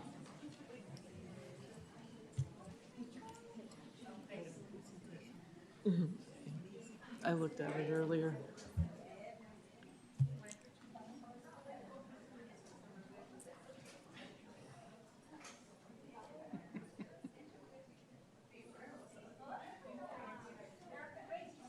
Hey, it's a party out there right now. Well, they enjoy their work environment, right? They enjoy their colleagues. Good evening. Let's reflect on the last 18 months. Initially, the school board was informed of a $14 million deficit. At the November 6, 2024 meeting, Superintendent Vicar, CBO Jose Quintana, and MGT explained how this deficit was reduced to $3.9 million. Member Thomas, I'm sure you will recall how you and Member Wynn diligently questioned staff and MGT on the origins of these savings. On page 10 of the unaudited actuals, it reveals a $2.3 million deficit in restricted and unrestricted funds. Notably, just 10 weeks ago, the 24-25 estimated actuals of the 25-26 proposed budget projected as a $7.3 million deficit. While some contracts may not yet have been fully executed, the magnitude of this discrepancy at fiscal year end raises concerns about the reliability of prior estimates. Even if a portion of obligations remain unpaid, the balance sheet shows $5.2 million still due from grantor government and $1.1 million in other receivables, compared against only $3.6 million in total liabilities. This suggests that the district is not facing a significant backlog of unpaid bills large enough to account for the unexpected positive results. Inaccurate projection undermines the community's confidence in the district. Your certificated salary, on page 21, your certificated salaries show a $3 million increase, which is 9.5%. Classified salaries increased $1.2 million, which is 10.9%, and benefits $1.5 million, a 9.3% increase. Each year, you approve layoffs to reduce your workforce. These inflated expenditures don't help your full financial picture. Pages 28 and 29 indicates almost $3.85 million, a 39.8% drop in sub-agreement for services. How can you justify this, since I believe most of it is special ed? However, your professional consulting services and operating expenditures increased $6.25 million, which is 34.9%. What item I need to highlight is the $364,170 ending balance in the Expanded Learning Opportunities Program. Combined with an estimated $1.6 million in revenue, this provides $1,964,000 for a program this fiscal year. After accounting for the $1.7 million contracted amount for Think Together and $100,000 for purchase orders for snacks, that leaves approximately $160,000 to cover district salaries and indirect costs. This leaves me to wonder what the additional charges that generated the need to charge non-UPP parents $450 per child enrolled in the program. I urge the board to request a detailed accounting of this program funding to ensure transparency for the parents. While most technical review passed, there were a few exceptions. Which one of them is Fund 13, Child Nutrition Services, which you know they got their act together. Finally, I would like to point out that it's only a $2.3 million deficit. The district maintains $31.57 million. That is their fund balance. This must be acknowledged for you to plan your fiscal stability. Thank you. Thank you. It's all yours.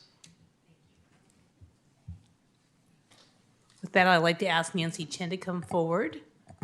She's going to be presenting on our unaudited actuals here this evening. Toya, can you pull that up for her?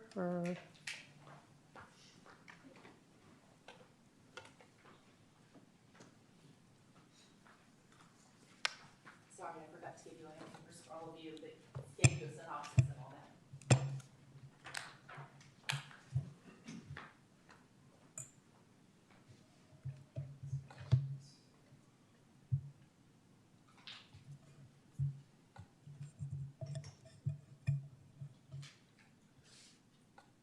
I want to acknowledge Nancy and her team for the work that they did on the unaudited actuals. We also had a partner that came in to assist us. That was Mr. Tom Gray.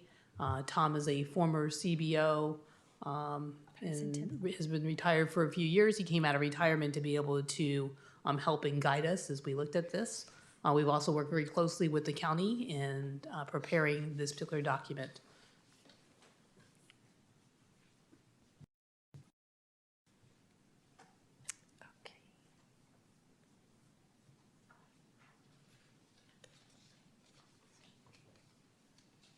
Okay, so good evening, President Catherine Jones, honored trustees, and valued executive cabinet members.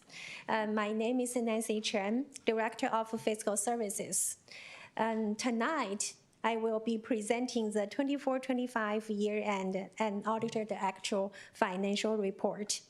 We will review the 24-25 actual revenues and expenditures for the period of July 1st, 2024 through June 30, 2025. So this report provides a snapshot of district financial activity for 24-25 fiscal year and represents an important step in ensuring fiscal accountability before we move into the audited phase later this year. So this slide shows an overview of what we will be covering. So first, we will highlight key findings from the year-end results. And then we will review both actual revenues and expenditures for 24-25. We will look at variance reports that detail differences between budgeted, estimate, and actual figures. We will also provide a comparison between 23-24 and 24-25 fiscal year to identify the changes. So the report will include a snapshot of all funds, not just the general fund. We will provide a comprehensive financial picture. We will also prepare and provide a comparison between 23-24, 24-25. And we will review component of the ending fund balance. Finally, we will go over next steps in the financial closeout and provide an updated budget calendar for upcoming milestones. So the goal tonight is to ensure transparency, provide clarity on the district's financial position, and set the stage for informed decision-making as we continue into 25-26 fiscal year.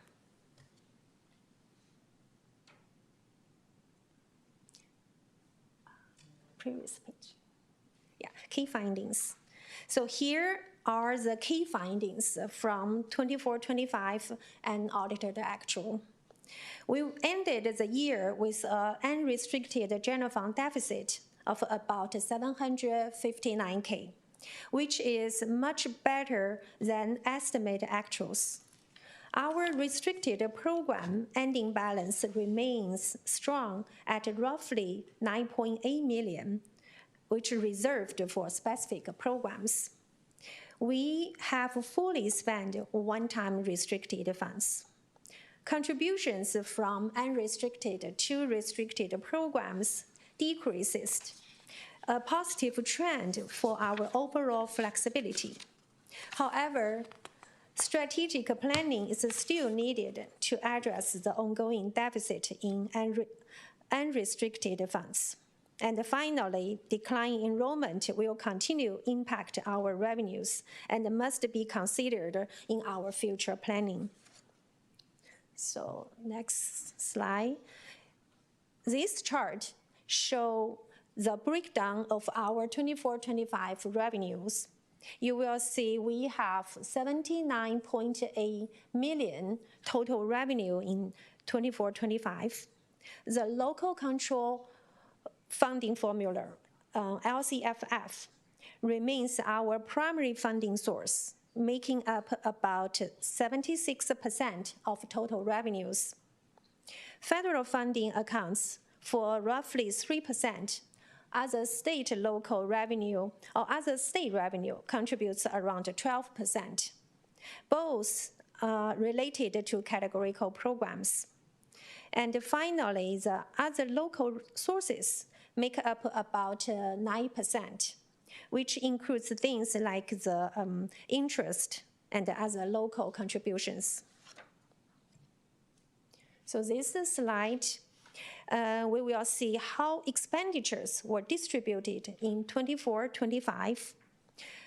You will see our total expenditures is 82.1 million in our unaudited actual report.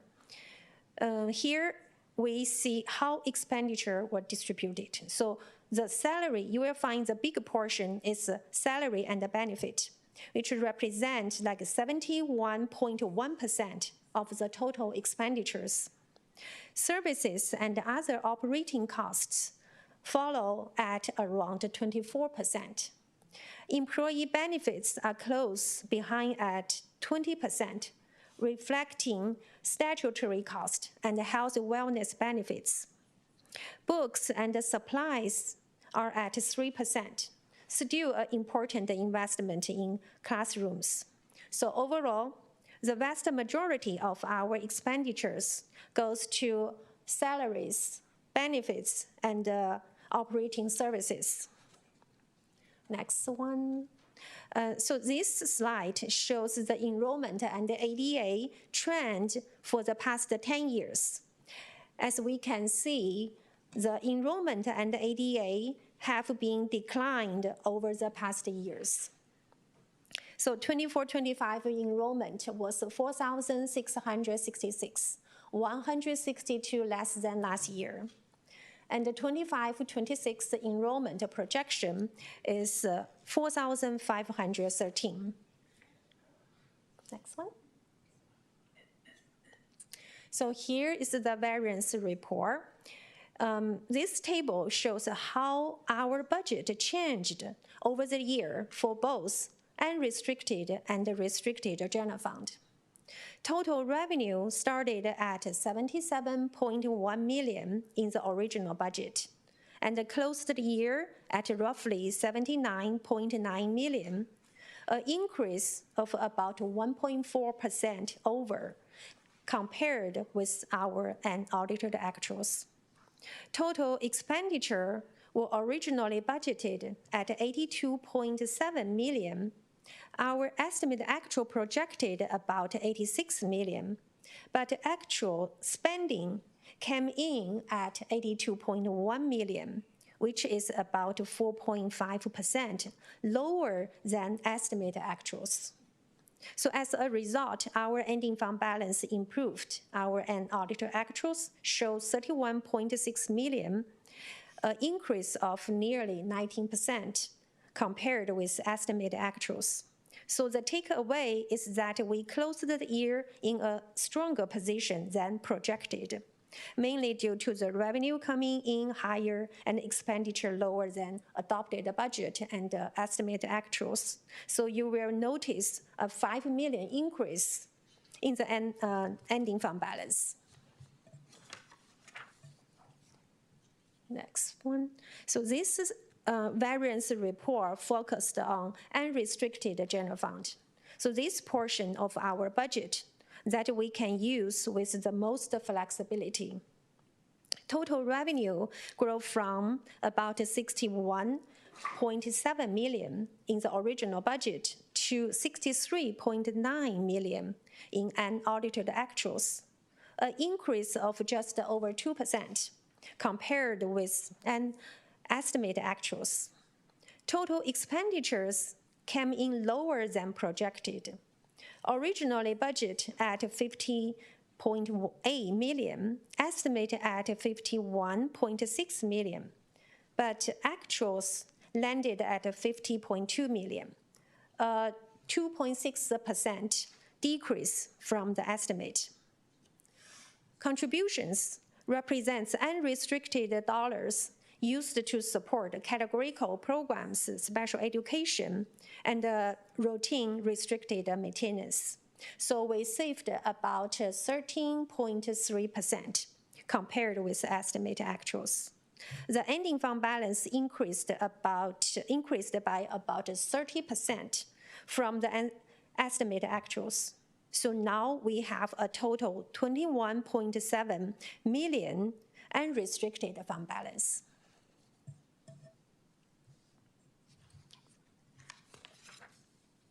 So this slide shows the restricted general fund, which including funds that we are related to specific programs and cannot be freely reallocated.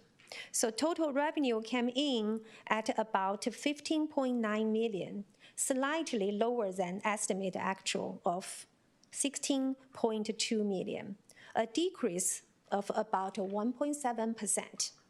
The total expenditure were also lower than estimated at roughly 31.9 million, down 7.5% from our previous projection.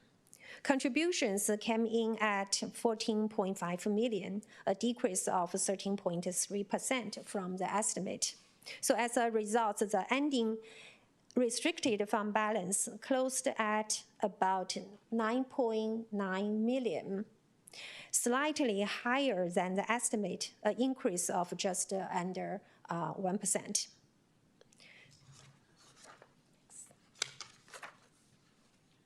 So this is the component of ending fund balance.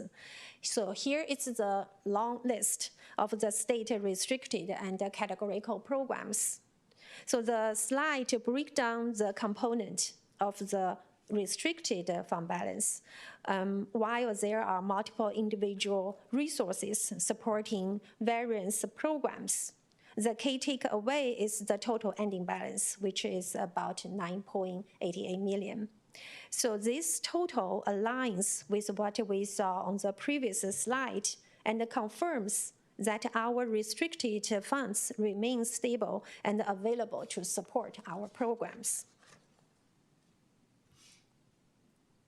So here we are looking at the combined unrestricted and restricted fund balance. The net change to fund balance was projected at negative 7.2 million in the estimated actuals, but the unaudited actuals show only negative 2.27 million, an improvement of about 69%. As a result, the ending fund balance is stronger than projected, from an estimate of 26.56 million to an actual 31.57 million, nearly a 19% improvement. So next table.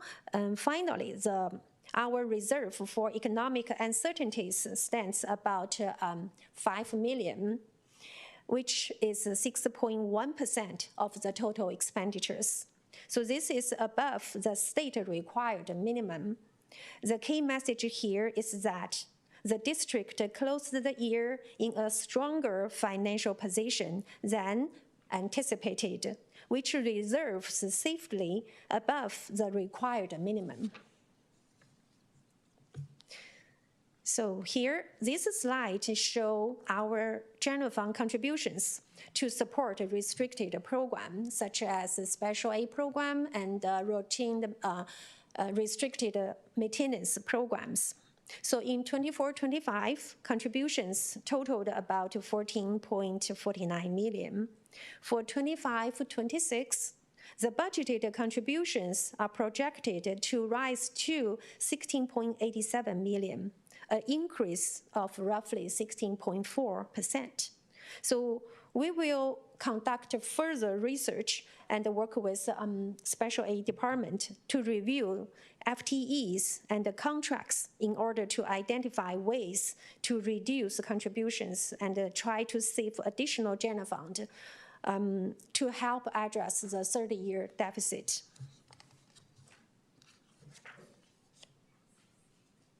Comparison. Here we are comparing some key indicators. For each indicator, you will find the changes between year 23-24 and the year 24-25. So you will easily to compare our total fund balance, what's the salary and the benefit sitting on unrestricted side and restricted area. So this is a summary of comparison.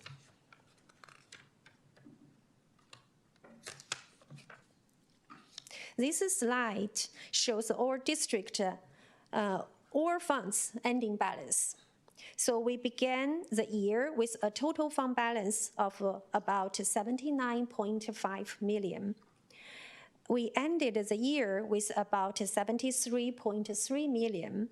That's a net decrease of about 6.2 million across all funds.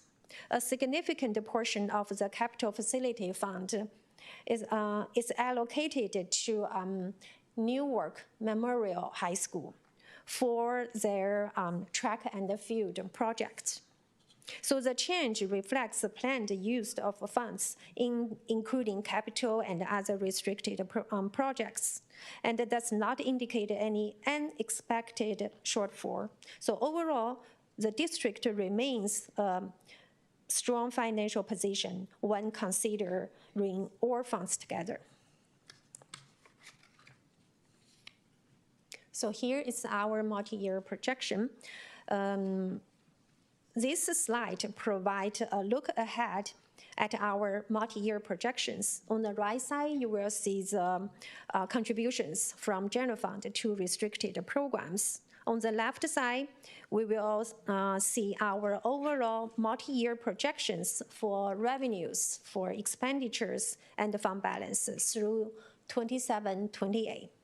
Over the next 3 years, revenues are projected to decline slightly while expenditure continue to grow. Continued contributions from general fund are required to support special education and our MA programs. So these contributions are expected to rise from 16.9 million to nearly 17.8 million over the 3-year period, placing significant pressure on the fund balance. So as a result, our ending fund balance is projected to drop from about 12.1 million in 25-26 to 1.3 million in 26-27, and to turn negative, roughly 10.9 million in 27-28. So this trend highlights the urgent need for continued budgeting plan, cost control, and strategic decisions to maintain district fiscal stability while meeting the needs for all students.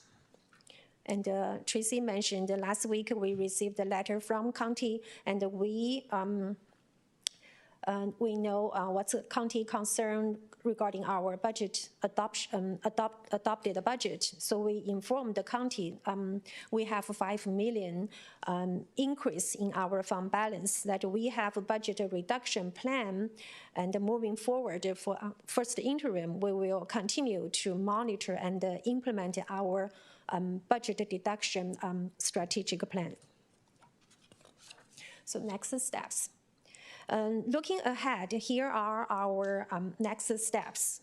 So our independent auditors will review the 24-25 unaudited actuals to produce the audited financial statements. We will update the 25-26 budget to align with the final audited numbers. In December, we will present the first interim report at the board meeting.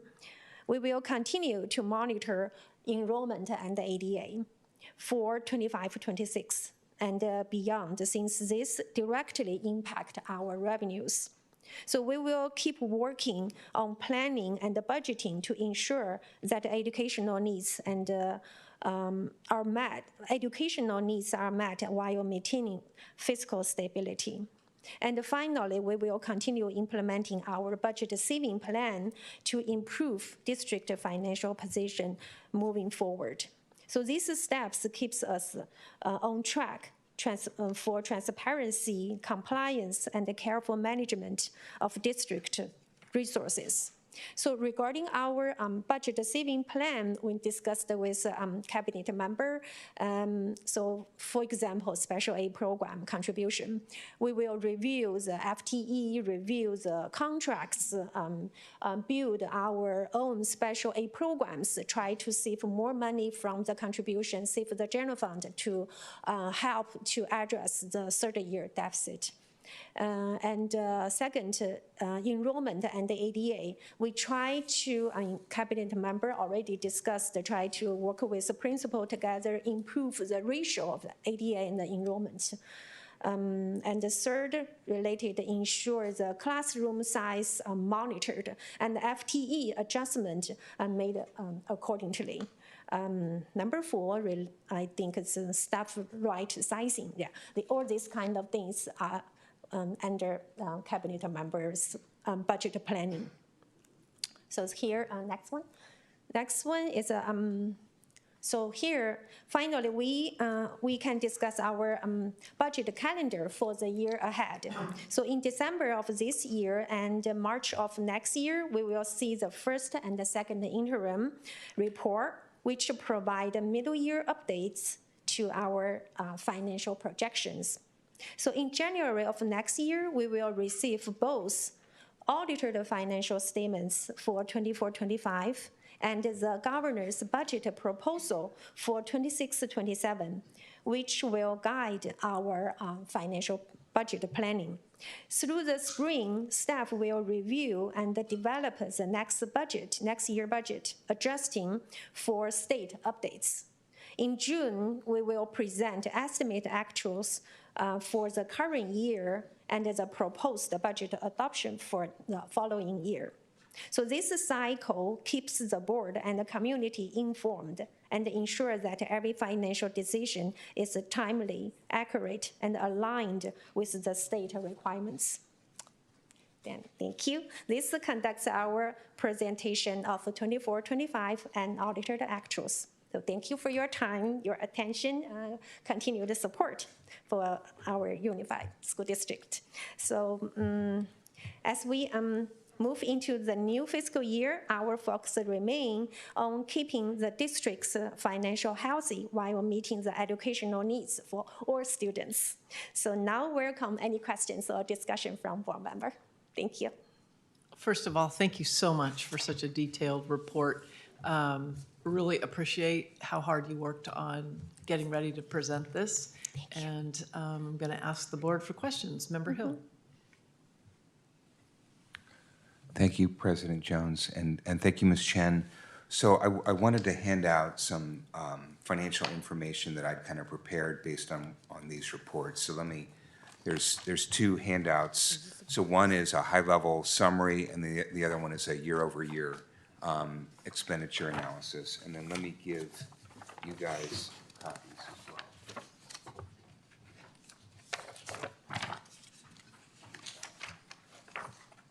If you wouldn't mind, Ms. Chen, so you have a slide, I think it's slide 7. Slide 7. Oh, I kept the, so you can pass them on. So slide 7, which is titled Variance Report, 2024, Unrestricted and Restricted, right? Okay. So I guess I have, so number one, as President Jones has indicated, so thank you for all the hard work. And I know it's a lot of work to assemble all this information. And I'm sure that the final number that we're looking at in terms of the unaudited actuals is probably pretty close to accurate. But I've kind of two takeaways from where we are right now. So one is related to this slide, and what I'm really seeing, and I think if we look at this, and I think if you also look at the information that I've passed out, so what this slide tells me is that we are really bad at budgeting and forecasting, right? And so essentially, when we put together our original budget, right? So we're estimating. Hold on, so let me my number. So we were estimating 77 million in revenue, and we were estimating 82.7 million in expenditures, and we were forecasting a $5.6 million deficit. So this is from last year, okay? And by the way, and one of the frustrations that I've had, and I've expressed it over and over again, and I don't know why education does it different than corporate America, but we never look back at what our prior numbers were. We're always looking forward, but how can you figure out what's going on if you don't look at your prior numbers? So I included a column here that just shows 23-24 unaudited actuals. So if you do a comparison and you look at revenue ending the prior year, we were at 80.6 million in revenue. We're projecting at that point, 24-25, going down to 77 million. So we're projecting that we're going to lose roughly somewhere between $3 and $4 million in revenue. Okay, so from the time that we're closing the unaudited actuals to now we're forecasting. Okay, so that's what we said, again, in the summer of last year. We get to first interim, all of a sudden now, we're projecting that revenue's going up a little bit, and then we get to second interim, it's going up a little bit more. We get to 24-25, going down a little bit, and then we get out to our final unaudited actuals, which is 79.8 million. Okay, so almost $80 million. So if you look at, and then if you look over at the far column there, so basically we lost, in the end, year over year, estimated to unaudited actuals, we lost $1 million. So we were initially projecting that we were going to lose $3 million in revenue. At the end of the year, estimated to unaudited, we ended up losing $1 million. And so again, you know, we were hearing this doom and gloom last summer, 3.5 million. All of a sudden, it's not as bad as we anticipated. I'm not as concerned, quite frankly, about that number, however, because revenue is something that we don't have complete control over. But what we do have control over is expenditure, right? And so again, we were projecting initially last year that we were going to be spending $82.7 million in expenditures. Now that is in comparison with 23-24, where we spent a little bit more than 81. So we're anticipating an increase in an expenditure by about $1.5 million initially. But then all of a sudden the numbers keep going up and up and up. And so first interim, it goes from 82.7 to 82.9. Second interim, it goes from 82.9 to 84.6. And then in our estimated actuals, which is only 2 months ago, we're predicting an $86 million level of expenditure. And then all of a sudden, 2 months later, we drop from 86 million to 82 million, right? So just from, in 2 months' time, our expenditures went from 86 million down to 82 million. And then what we do is we claim victory. And we say, oh my God, wow, we've saved so much money. 3.9 million estimated to unaudited actuals in the course of 2 months. But what I would say is, again, you've got to look at how are you performing the prior year. So we closed out our expenditures 81.2 million last year. All of a sudden now we're here 1 year forward, 82.13. It's gone up about $1 million, right? So again, past is prologue, right? And what happens is we put all these crazy numbers in, and then we start doing these multi-year projections with all these crazy and, in my opinion, unrealistic numbers predicting doom and gloom, but it doesn't tie back to what our historical trends are, right? And what worries me even more, and so if we keep going down here, if you look at 23 to 24 unaudited actuals, we had our first deficit in many years of roughly $600,000, okay? That was the prior year. When we do our budget last year, we're saying we're going to go from a deficit of $600,000 to a deficit of $5.6 million, right? How is that possible? And then it starts to go up and up. And then 2 months ago, we were projecting a deficit of almost $7.3 million 2 months ago, okay? And now, 2 months later, it's only 2.3 million, right? And we're claiming victory and saying, oh my God, we saved $5 million, right? What I'm saying is we're really bad at managing our checkbook. And so to kind of put it in perspective, right? And this is something that people need to understand. When sort of a rule of forecasting is that when you're looking out really, really far, you're going to have big forecast error because there's a whole bunch of unknowns. But the closer you get in, you should be very, very accurate, right? And yet, we're not only producing that stuff isn't going down, we're seeing it go sky high up until the last minute, and then it like takes a nosedive. And so what that tells me is we don't really know what's going on with our expenditures.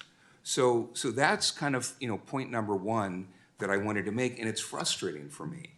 But the second The second thing that I handed out was a year-over-year analysis just around our expenditures. So I took unaudited actuals 23-24, and I compared it on a category by category basis, key categories, to 24-25. Okay, and so what it shows is that the change in year, certificated salaries overall went down $325,000. Okay.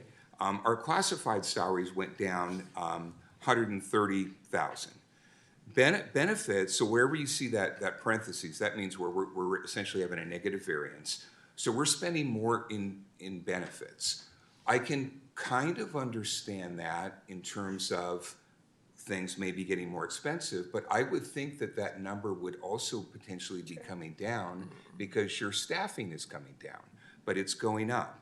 But what I'm more worried about here is how did we go with books and supplies, prior year 1.9 million, to now all of a sudden we're 2.8 million. So we've got an $856,000 variance here. What's going on? And then services, and one thing, and Ms. Chan, if you can go back to your slide where you've got your pie chart. I think you need to go the other way, Okay, that one, all right. So certificated salaries right now are our biggest area of spend. But if you look at the next biggest area, it's not classified salaries. It is services, right? So you look, and so if you look at these raw numbers right here, 23-24, we're spending 19.2 million. 24-25, we're spending 19.8 million. So we got a $638,000 negative variance. So the thing that I think that the board needs to take away from this and the public needs to take away from this is we keep on looking at variances in terms of our overall deficit, and we're looking at variances in terms of our general fund, and that's all important.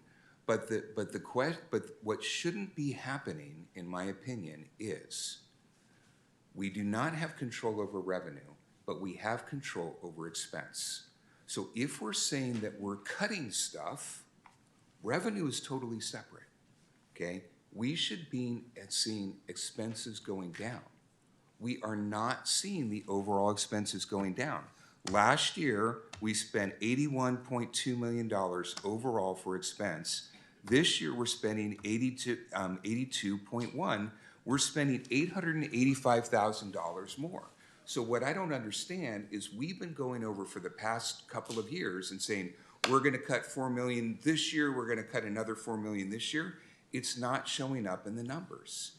And what I'm most concerned about here is that where we've been saying that we've been cutting primarily is in terms of headcount.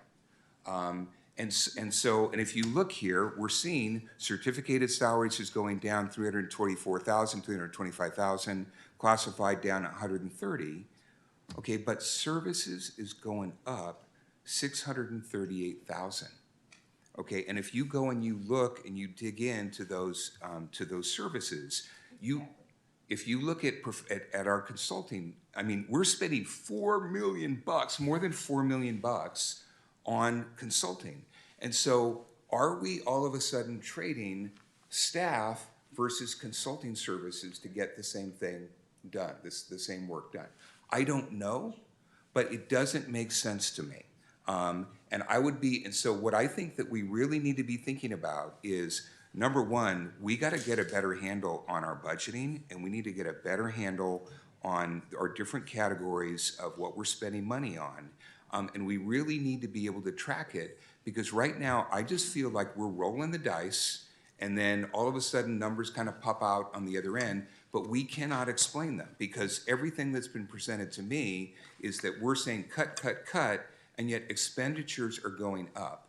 And what I don't see and what I don't think that we're tracking, and where I think that this is really being driven by, is I think it's being driven by services and specifically professional services, basically consulting.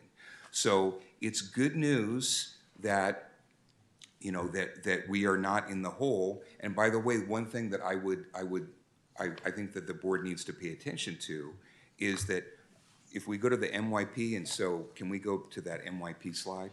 It's the last slide, or second last slide.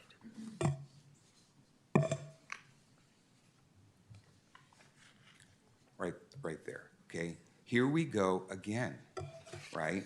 We are saying, oh my God, next year it's gonna be a disaster, the year after that it's gonna be an even greater disaster, and all of a sudden we're not gonna have any money in the bank. And that's what we heard last year, okay? But if we look at the numbers here, at the end of the unaudited actuals last summer, we had $33.8 million in the bank, general fund, okay? And then we're projecting that that's gonna go down. Well, initially in the budget, we were projecting it's gonna go down to 19 million, then it was 28. But where we're ending up right now is $31.5 million in our general fund. So we've lost, again, because our deficit was 2 million, roughly 2.2 million. So our general fund has gone down only by 2.2 million. And so if we're looking at a run rate, and theoretically if we're managing our money, we should have a positive NYP out by like probably 5 years or more. So, so I think that we're actually, these numbers don't make sense to me. I think that we really need to work on this. That's my 2 cents. I'm sorry for taking up so much time. But good news, we have money in the bank. Bad news is I don't think we know what's really going on, and we need to get a better handle over it. Thank you. Member Thomas. Yeah. Thank you. Thank you for the presentation. And thank you, Member Hill, for the additional context and information. What I look at, okay, is I look at the fact that we have declining enrollment, more than we even thought we were going to have. And we are looking at going down, and we haven't settled yet with our bargaining units. And we're looking at a $10 million deficit over each of the next 2 years, taking us into, so we would not have a qualified budget in that third year. And so it seems to me that we are not looking at where we need to cut, because regardless of the fact that we're better than we thought we were going to be, it's still bad. It's not good. So we really need to look at what are we going to do to rein in our expenditures to match our revenue. And for another thing that's kind of been snuck in there, and maybe you can bring it up, is you're going to go into Fund 17 to meet your 3% reserve. I don't like that. Fund 17 should not be used for the 3% reserve.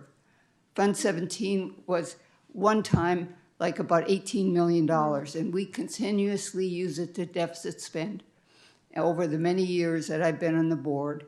And now there's 2.5 million, and we're saying, okay, we'll use that for the 3% reserve so that the next 2 years, this year and next year, are going to be qualified, and we're not going to, they're going to be positive, and we won't be qualified until the third year out.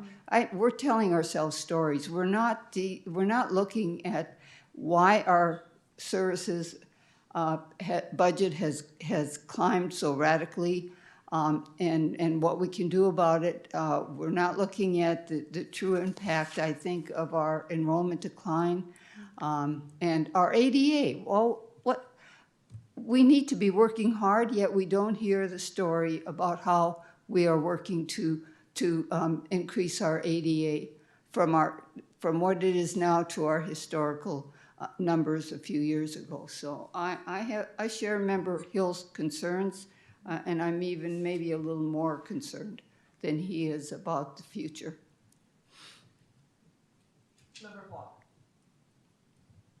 Thank you. Just had a few questions that I was wondering if we could talk about a little bit further.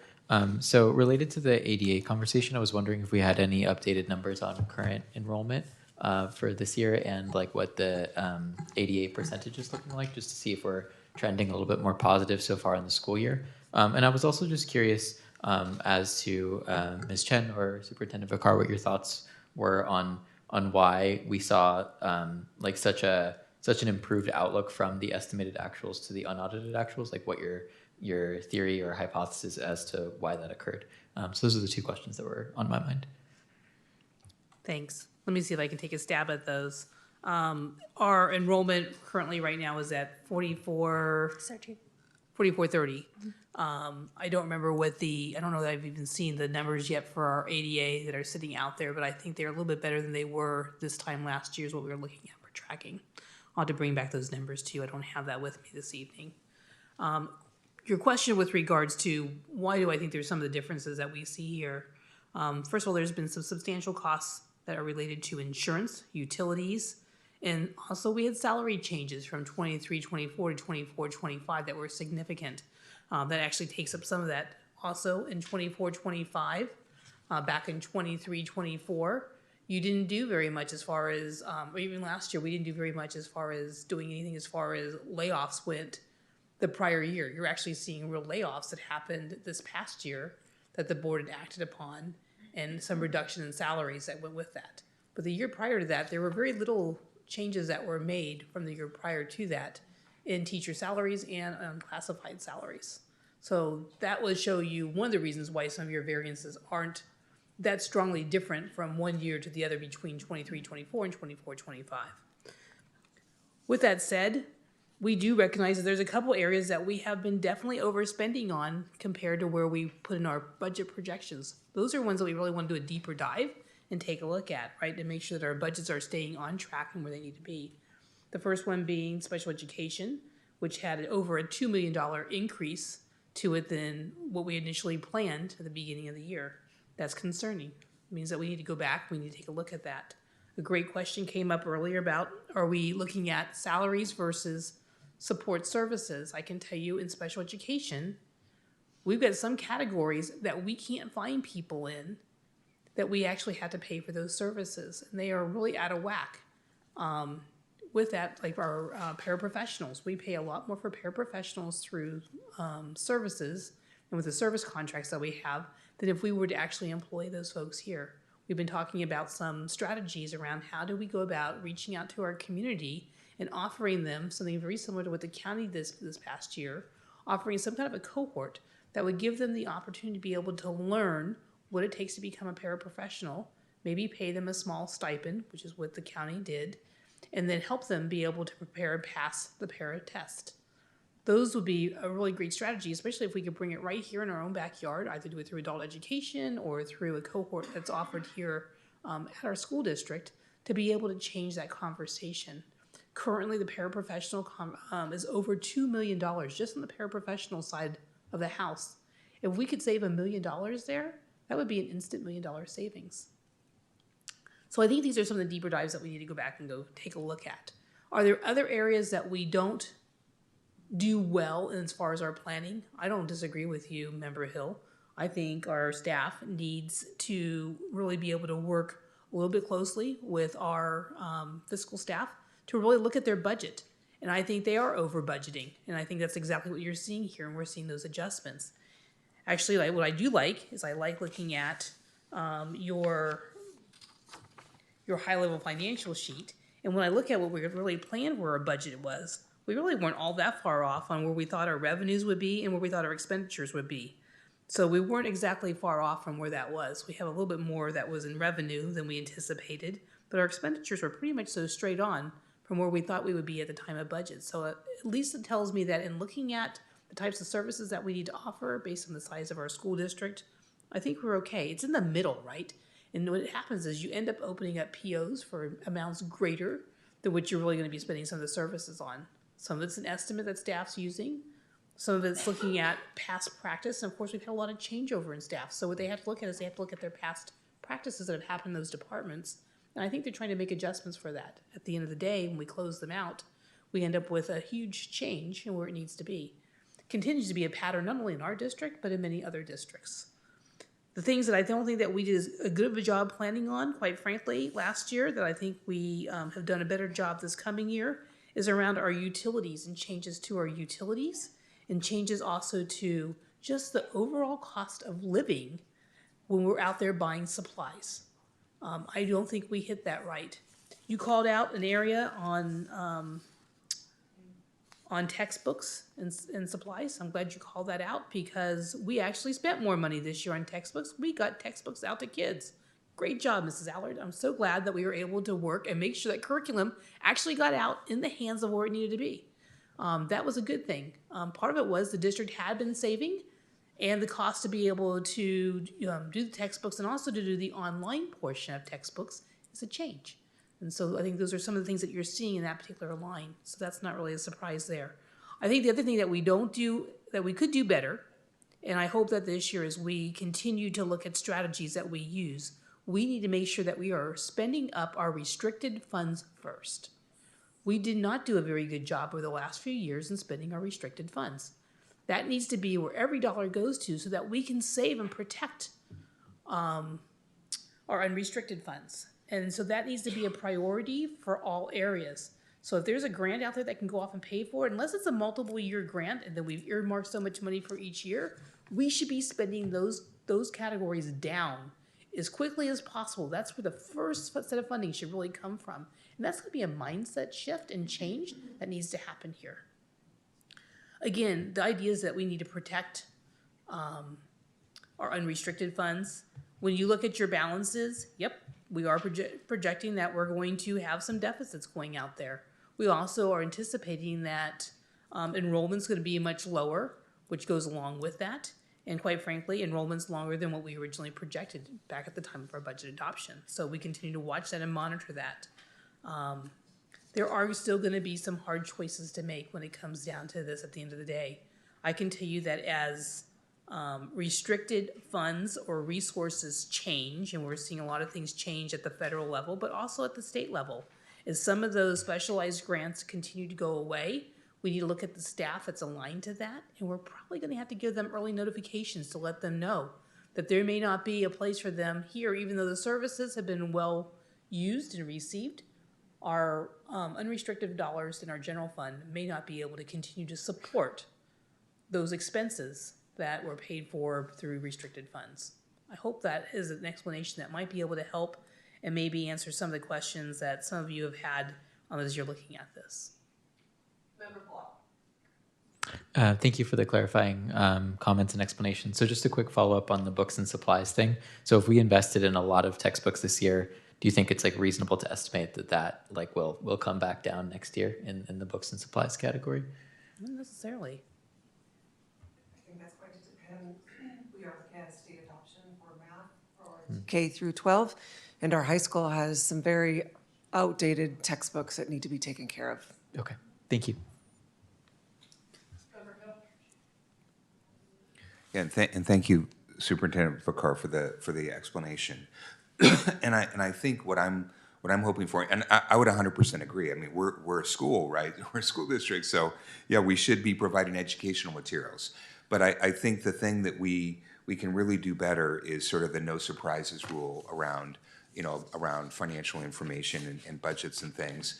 And what I would say is that I think that you guys have done a wonderful job in terms of our educational attainment, and we just saw that with Shay, right? And we literally said, okay, we got to number one understand where we are in terms of our academic outcomes, and we got to measure it, and then we're going to go do some things to improve, and we're going to target certain metrics, right? And so I think if we can apply the same logic here to our financials, where we say, okay, maybe we need to spend more on textbooks, but let's like quantify that up front, right? And let's set the expectation to say, okay, we know we're going to spend more money here. Or we look at the situation and we say, well, we're spending a lot in terms of consulting services or whatever it is. We're going to now target a 10% reduction in that or whatever. But to be able to do kind of a line by line, but I just feel like there's a lot of money that's sloshing around in the system, and that we don't really fully, and I don't think that we fully have specific plans around where we need to cut. Improve upon with services and getting more bang for our dollar. That's another area too that I hope that we can actually grow as a district and be able to utilize now that we do have somebody that has the experiences that he brings to that particular office. It's exciting.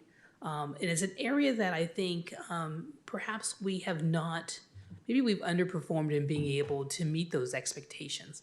But I am excited and I'm hopeful that as we move into this year, as we chase our budget, in the first and second interims, and we chase whatever state funding and federal funding is coming to us, that we start to look at those systems and start to identify some of the areas that might be available for future reduction, if not this year, for sure then for next year, as we work on our budget adoption for 26-27.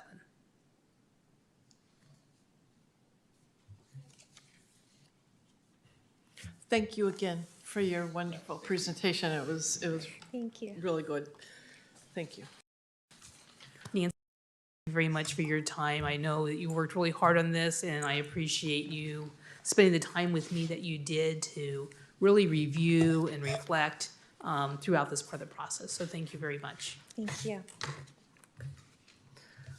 All right, before we move on to 13.2, I'd like to make a proposal that we extend the meeting to 10:30. Could I have a motion to extend? I'll make a motion to extend until 10:30.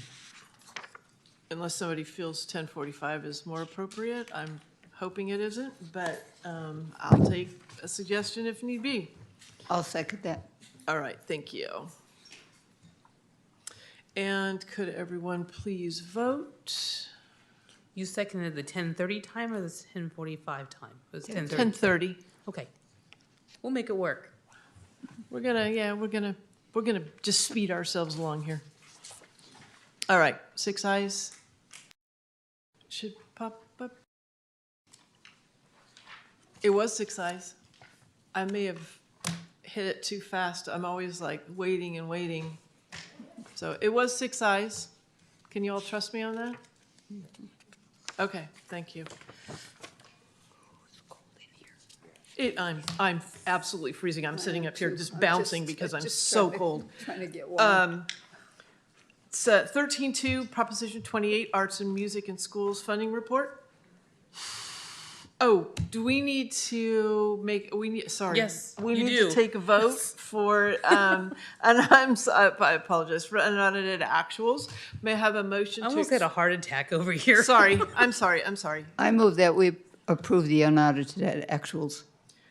Okay, a second? I'll second. Great, and I won't click through the voting quite so quickly this time. All right.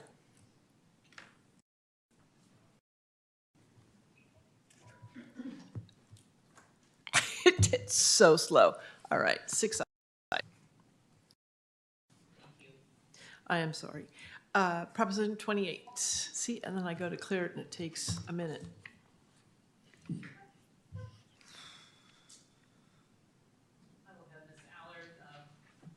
Present on this item here this evening? It's just an annual report that we're required to show our expenditures for Prop 28, which is art and music in schools. As you can see at the report, it's a little disheartening for the past couple of years that we have not spent that funding. I want to attribute that to probably just leadership changes within the district office level and the lack of guidance and collaboration at the sites. However, my department is very much on this for this year in that the funds do roll over. However, we do have to spend our 23-24 allocations this year or we will lose them. So we do have some things already in place. We have hired a full-time art teacher at the middle school for this school year. We have just purchased, as of today, some new curtains for the theater at the high school, as well as a new audio system for them as well. And we are waiting for a proposed MOU from NTA to bring on some BAPA and music coaches at the high school level as well.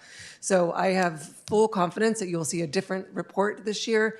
We are on it at the middle, high school, and elementary level to bring art and music experiences to all schools in Newark Unified. Great, thank you. We have to take a vote on this, I believe. Member Hill. So just a quick question, Ms. Allard, because it says here, so there is a fiscal impact, and it is budgeted, but just, I mean, do we need some numbers here? I mean, so just, I understand what I'm voting for. The numbers in regards to, Well, just, I mean. there is all no it's- number, like we haven't spent any of our money for this grant. Okay, Is,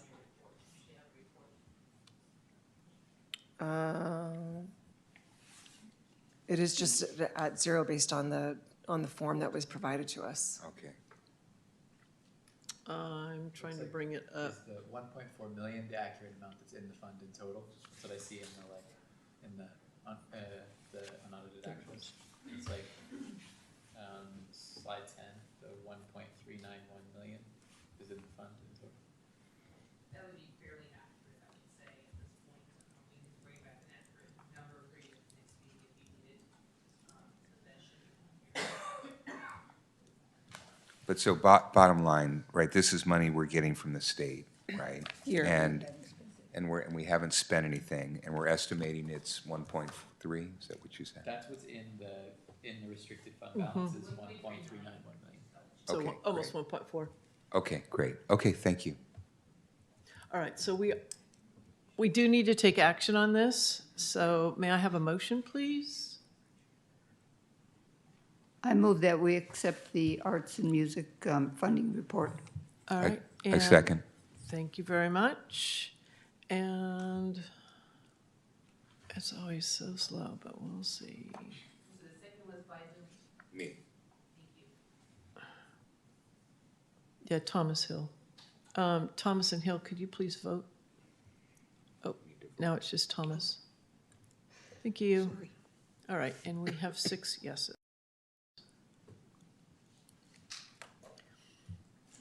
Oh, and I'm going to before, oh, it'll work.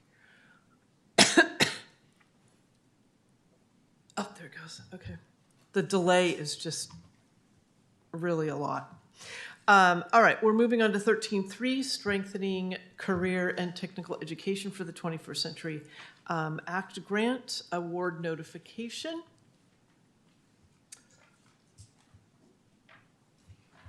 This is a grant that we received from CDE in the past few weeks. It's not something that we applied for, it's something that we received to make sure that we are supporting the career technical education support systems that are needed in our district. And so this award is for $35,196. All right, do I have a motion to accept the award notification? I move to accept the award notification. Thanks, Member Hill. Second? I second that. All right, Member Aguiano, and voting. Okay. It is 6 ayes. I'm just waiting for it to pop up. There we go.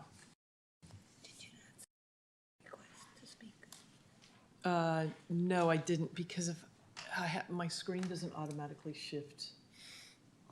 Did you have I'm sorry, you had a question about it? Well, I just was going to make a comment that I've been at the ROP meetings and our career technical education through ROP, Mission Valley ROP is stellar. I'm extremely impressed with the strong workforce grants they've gotten and the CTEG grants that they've gotten. It's allowed us to expand and our CTE program in our districts and for our students at a time when our donation to that program has been stable, So we haven't had to give extra money into the program because of the good work that Mission Valley ROP has. And so I just wanted to make the comment that, sometimes a grant can be a good thing, sometimes a not so good thing. And if it's something that's going to put extra work on for that amount of money, a minimal return, and the amount of staff time and effort it takes, maybe we ought to look to what MVROP can already do if we want to increase our CTE efforts. Again, some of those dollars are actually used to be able to help us actually gather significant data on college career readiness. So it's kind of earmarked for something a little different than just pathway money. So I just want to make sure that you know that we can spend it on some other things. 15.8 though also aligns to your comment about the support systems with our ROP and strong workforce and CTIG engagement here in the region. So we'll be talking about that here in just a moment on 15.8. All right, I'm sorry, I moved on too quickly. I have to That's on the consent agenda. What? Yeah. 15.8 is on consent, though. We It is, usually but don't it can be discuss pulled to discuss. if need be. We are on consent agenda item personnel report. Does anyone want to pull this to make comments about the personnel report? You did all receive an updated report in green at your seats. Are there any questions? This report will also be noted in the minutes that it was updated. Okay. All right, may I have a motion to accept the personnel report as amended on our green sheet? I'll make a motion to approve the personnel report as amended on this Thank green you. sheet here. And may I have a second, please? I'll second that. Okay, great. And I'll get that vote going. There we go.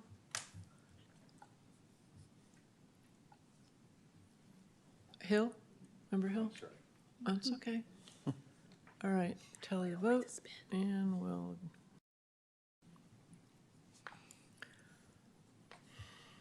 There it goes. Oh, that's happening. Everybody was a yes. I'm not quite sure why it came up that way. I did see 6 yeses. All right. Non-personnel consent agenda for non-personnel items. We have 3 items that have public comment. Ms. Parks, would you like to come up and speak on 15.3, 15.6, and 15.12, please?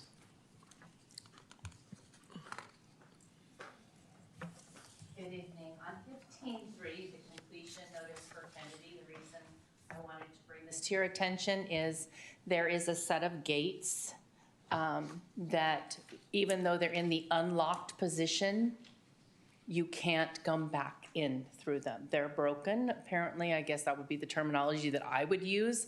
The push bar works, you can go out, but when the door closes, even in the unlocked position, you can't come back in.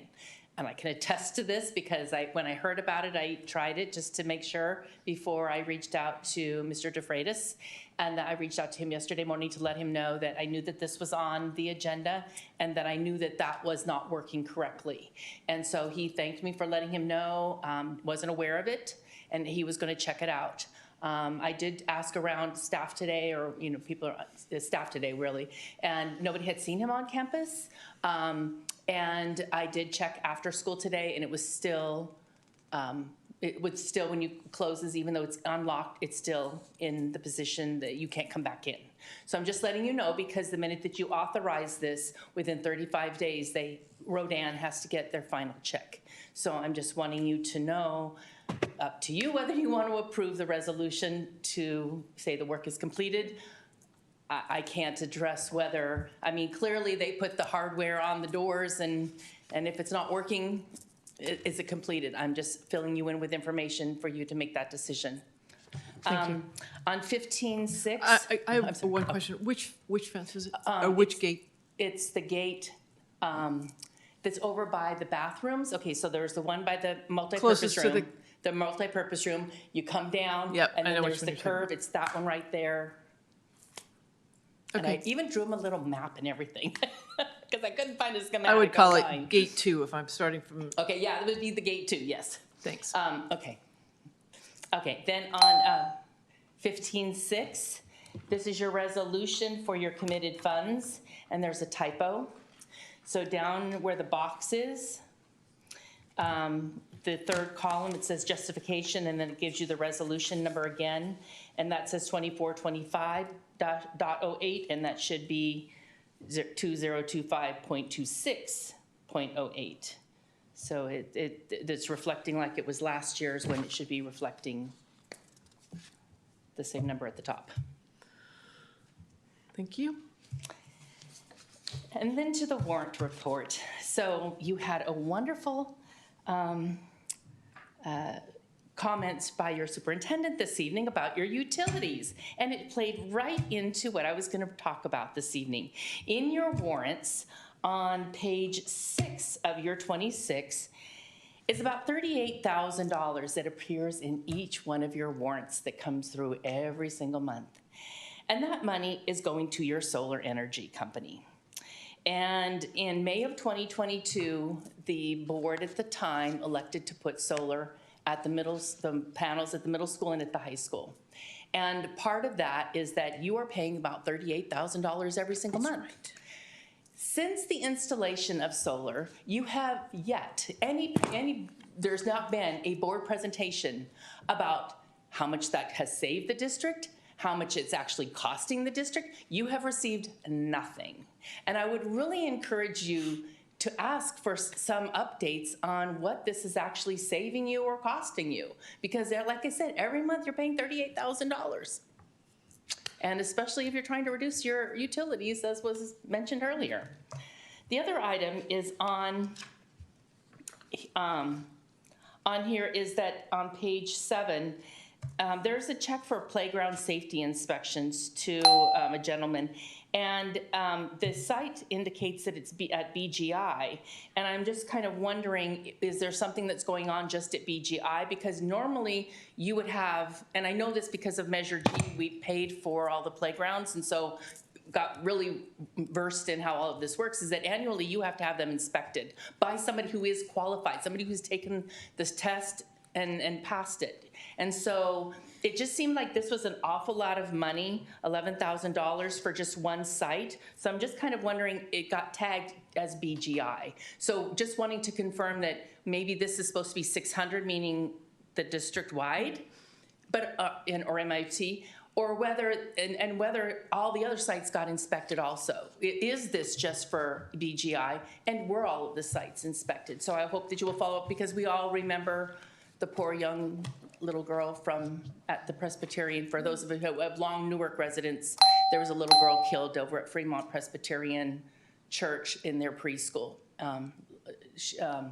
Because their playground wasn't installed correctly. It's very emotional for some long-time Newark residents. Thank you. Thank you. All right. So at this point, at this time, I'm going to ask if the board is okay with approving the non-personnel agenda items, consent items as one unit, or do anyone feel like they need to vote on something separately? Okay, I'm sorry, let's go back to who would like to pull what? I would just like to pull 1510, the authorized issuance of a credit card. Okay. Member Thomas? Well, I would like to see if there's a consensus among the board, excuse me. I would like to see if there's a consensus among the board to delay the resolution notice of completion of Kennedy refencing until the locked fence is fixed. Staff concurs with that. Okay. Okay. So We'll table. I agree with that as well. Is there, do we need to take a motion to pull that, or can we just, I guess we do have to take a motion to pull it. All right, let's just go to that then. Could I have a motion to, excuse me, pull 15-3? I move that we pull 15-3. In a second? I second that. Okay, thank you. And we'll take a vote on that one itself. Sorry. All right, 6 ayes. That. All right, so we are pulling that. I'm sorry, motion was from Board Member Thomas. Thank you very much. Aguion. All right, any other items that anyone would like to discuss or pull? All right, Member Hill, 1510. Yes, so thank you. So I don't have an issue with the purchasing manager having a credit card, but if you wouldn't mind, Superintendent Vicar, and I'm sure he's very familiar with this, right? So in procurement circles, there's different ways to purchase things, right? But one is called a P card, right? So it's a procurement, it's effectively credit card, but there is essentially a program that's kind of wrapped around that provides reporting. And so I think it's just important that we have visibility around the expenditures that are happening on and I don't even know if this is a P card or not, but I think it's not a P card, but we are actually looking at something similar to a P card. Okay. Type of a program that has never been implemented here. Okay, great. And because I just think that it's really important to have visibility around spend, and that's one of the areas where you can easily get. So, but other than that, I don't have an issue with this. Thank you. All right. So could I have a motion to approve 15.2, 15.4 through 15.37? I will make a motion to approve item 15.2 and items 15.4 through, it was 15.37. Thank you. All right. All right, I'll second that. And vote, please. Thank you. All right. I have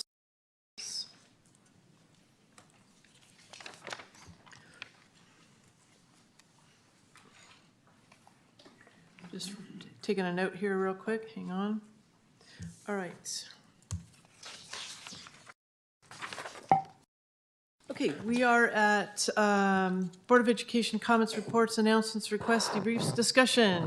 I'm going to start off with a request. We had our retreat on Saturday, and one of the things that we did not get to talk about was moving forward with a superintendent search. This is our time. We need to really start looking at this because we need to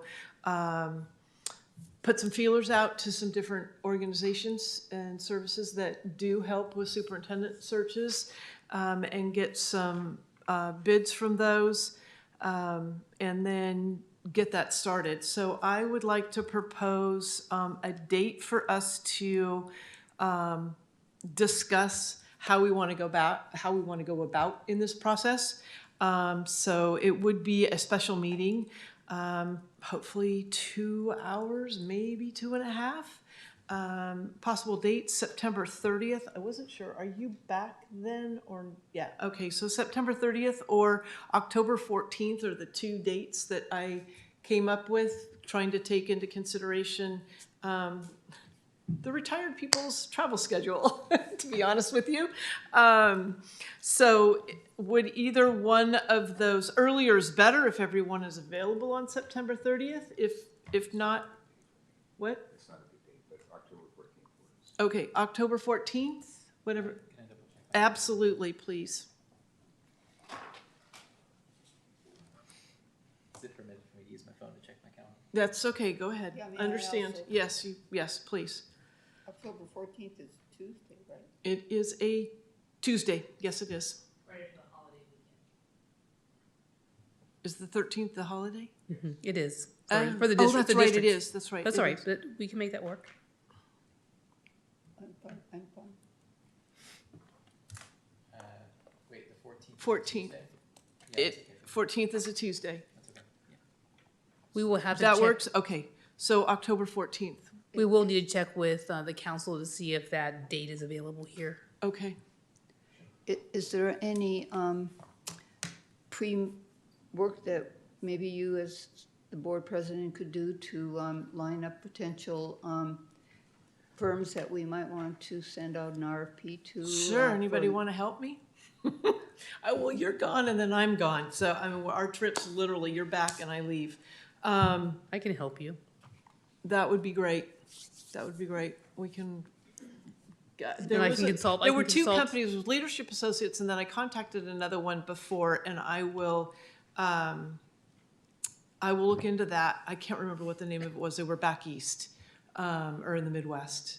But we can get some names to some different firms and get some ideas or quotes.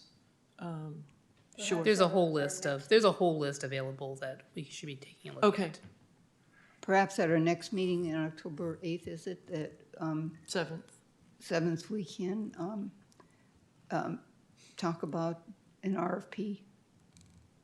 And maybe you could do some work ahead of time to suggest companies that we can reach out to. Yeah, okay, Superintendent Picard and I will. I think we'll with CSBA's help, I think it won't be hard for us to come up with that list. Okay. To be able to send out RFPs and then be able to, get that out there. Okay, great. Super. Thank you for allowing us to all to move forward on that. Additional board requests or comments? Let's see, Member Hill, I'll just start with you. Great, thank you. So three things. So first, just responding to some comments that Ms. Bloom had made and just some clarification. So I know that I feel also that the 7-Eleven committee meeting was a little bit confusing, and we may have inadvertently contributed to that. But I think that we left in really saying we were calling it an optimization, because I think we were saying that the plan is not to consolidate, it's not to close schools. I think what we were really trying to say is that we want to look at the entire portfolio, because there may be situations where maybe we're doing one thing in one location and maybe it might be better to do it at another location. And the reason for that is that we're talking about putting some objectives out there. So for example, trying to use our property sales to both fund healthcare for employees, and then also to potentially provide housing for employees. And there may be some parcels that may be more or better or worse, from an ideal perspective to achieve those. But I don't think that the intent here is to try to close any schools. So just want to clarify that. So that was number one. Number two, in our board retreat, we talked about a bunch of things, and I think we had a lot of good discussions and did a lot of work on our policy, what is it? Governance handbook. Governance handbook, thank you. But one thing that we did talk about as an item, and I said I wanted to raise it here so we could get it on the next agenda, is sort of a protocol around agenda items, because one of the things that we had talked about is that this is the only opportunity for the board to actually get together and talk about things. And so if there are things that board members want to talk about and there's an agreement among the board that yes, this is something that's good, what's the protocol for how we actually get it agendized? Because I think we've had a lot of times where we've made requests or had things on a list, and then it just sort of sits out there and we don't know what's going on. So my request is, can we, in our next meeting, which is I think October 7th, have an agenda item that talks about how we do agenda items? So does the board agree that we can get that on the next agenda? Yeah. Okay, I will not be here. Nancy will be running the meeting. Okay. Okay. You're not going to be here for the next meeting? No. I'm gone the 1st through the 12th, so I'm not here for the 7th. You got to teach me how to use the system. It's not that. You got help. He watches me. You got help. Okay. You'll be all right. And then the Yeah, I can. I'm leaving. I'm sorry. the final thing is, I know that when President Jones and Member Thomas joined us a couple of years back, that we were seriously deficient in terms of having updated board policies, like seriously deficient. And both of them have done a yeoman's job in getting us like up to speed and like getting things corrected. So like that's much appreciated. But one request is that if we look at like the current agenda, we probably have like about 10 board policies on there. And some of us who have a day job do not have the ability to kind of wade through all that. And so is there a possibility that we can maybe space those out a little bit, and rather than doing like 10 at one time, maybe we could do? Actually, I'll be honest with you. There's actually 41 or 42 on tonight's. Is that how many? Yeah. Yeah. But some of them are like, they're numbered 41, 57, 42, 57, 43, 57. It's for 3 different groups of people within the district. It's the exact same verbiage. Okay. It doesn't change. But Nancy and I both read them, and then the departments that the policy or AR is affiliated with also read them. I know that Superintendent Bakar does her absolute very best to read them. We were under the gun because we had a lot of mandated ones that we had not been able to bring forward. Okay. And part of that was because we didn't have the proper staff, and now we're starting to build that proper staff. And October these will ones- also have a good handful of them. I'm just going to warn you, there will be quite a few in October as well. But that is also depending on these lovely folks who have full-time jobs and have to read board policies also, just like you. And not to mention the 20 or 30 new policies that will be coming out in September. In September. So we have to stay, we're falling behind because we've delayed getting some of these on the agenda. We're doing a really good job, and honestly, there are some that are still from June of '24 that we are still working on that were updated, but because they're not mandatory, we do them as the departments feel that they're necessary to bring forward because of what's going on maybe in the department. So some of them aren't as critical if we don't get to them right away, but we've probably got about another 30 to 40 that are on there with updated changes that we really do need to finish. But as I wrote on your piece of paper, and I do truly apologize for that, we're now about 375 in the last 2 years that we've approved. Yeah, I mean, which is remarkable. right, which is amazing. But maybe, I mean, because again, right there, so theoretically there are policies, right, and so we want to make sure that we understand, what they are, Right.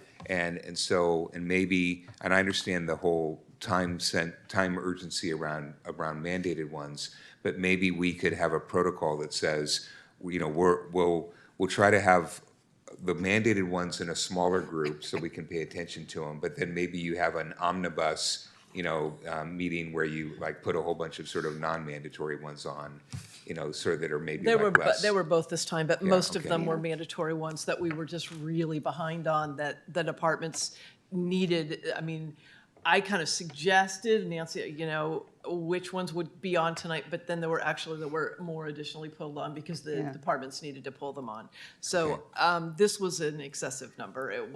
We don't usually put more than about 20 on for one meeting, and some of those are those 4-1, 4-2, 4-3 type ones. And Okay, thank you. frankly, the mandated ones oftentimes are just an expansion of a group that's identified as, Or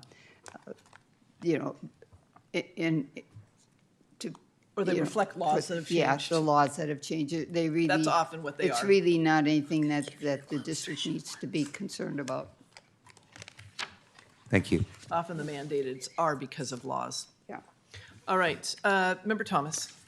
Okay, I attended the Mission Valley ROP board, and they presented their unaudited actuals, and I have to tell you that they have done a fantastic job of seeking grants that are benefiting our students, and they're buying exceptionally new and modern equipment for some of the courses. I just love to see what they're doing, which brings me to the superintendent's comment about item 15.8, which is a CTE contract that is, we're the fiscal agent for it, I believe, but I think we just need to make sure when we are offered programs that we look at MVROP and whether there's an overlap and whether we have the internal resources to accept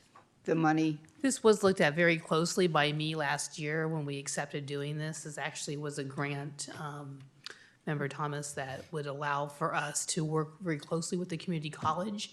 It had kind of fallen through the cracks for a number of years.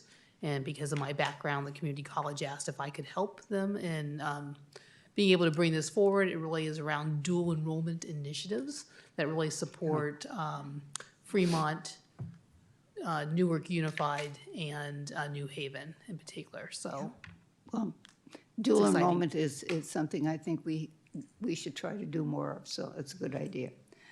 I also visited a few days ago Livermore Valley Joint Unified School District. They were nominated by CSBA for a Golden Bell Award, so I was a validator, and I had a really good discussion with them over an hour meeting to see what they're doing for their math. And it's really something that maybe our district should look at. It's using data, summative data from the math courses at the middle school and high school and professional development and analyzing data and really getting teachers involved in looking at the data and making sense of it and taking action plans because of it. So often we look at our test scores and nothing happens afterwards. So it really was good to hear about that program. Then also my request would be that we get a detailed budget at the next meeting, if possible, on ACES and ELOP. I think there's an equity issue when we are charging parents at some of our elementary schools that have non-duplicated students for after-school care, and we are giving a free ride to parents of non-duplicated students at other schools. I'd like to see what justifies what we're charging in a budget based on now that we have visibility of how many students we are serving through Think Together. So I hope we can do that. I think it's really important for the board to get a handle on that and to address the equity issue. Member Thomas, we've got a number of reports that are due here at the end of September. We will do our best to try to spin that out for the 7th board meeting and have that prepared. I know our staff has been monitoring and looking at that, so I don't know how difficult it will be, but I'll meet with the team and find out and get back with you. Thank you. That's it. Okay, Member Block. All I have is just 2 shout outs. First shout out to the staff at Bridgepoint. I had the privilege of being able to visit their back to school night last week, and it was really great to just get to know the staff there at Bridgepoint. They're doing great work.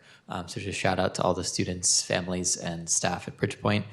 Really appreciated having the opportunity to visit the campus. And second shout out is to our new Citizens Bond Oversight Committee, which just started meeting as well. From my understanding, there also are still some opportunities for people to join if they're interested in getting involved. But it was really great to see that committee in formation with Newark citizen participation in making sure our bond money is well spent.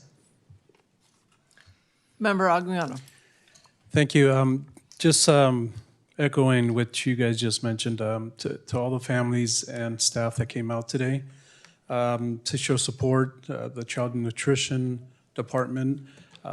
Also, Ms. Bloom, thank you for the presentation of being up here and really supporting supporting the community as a whole.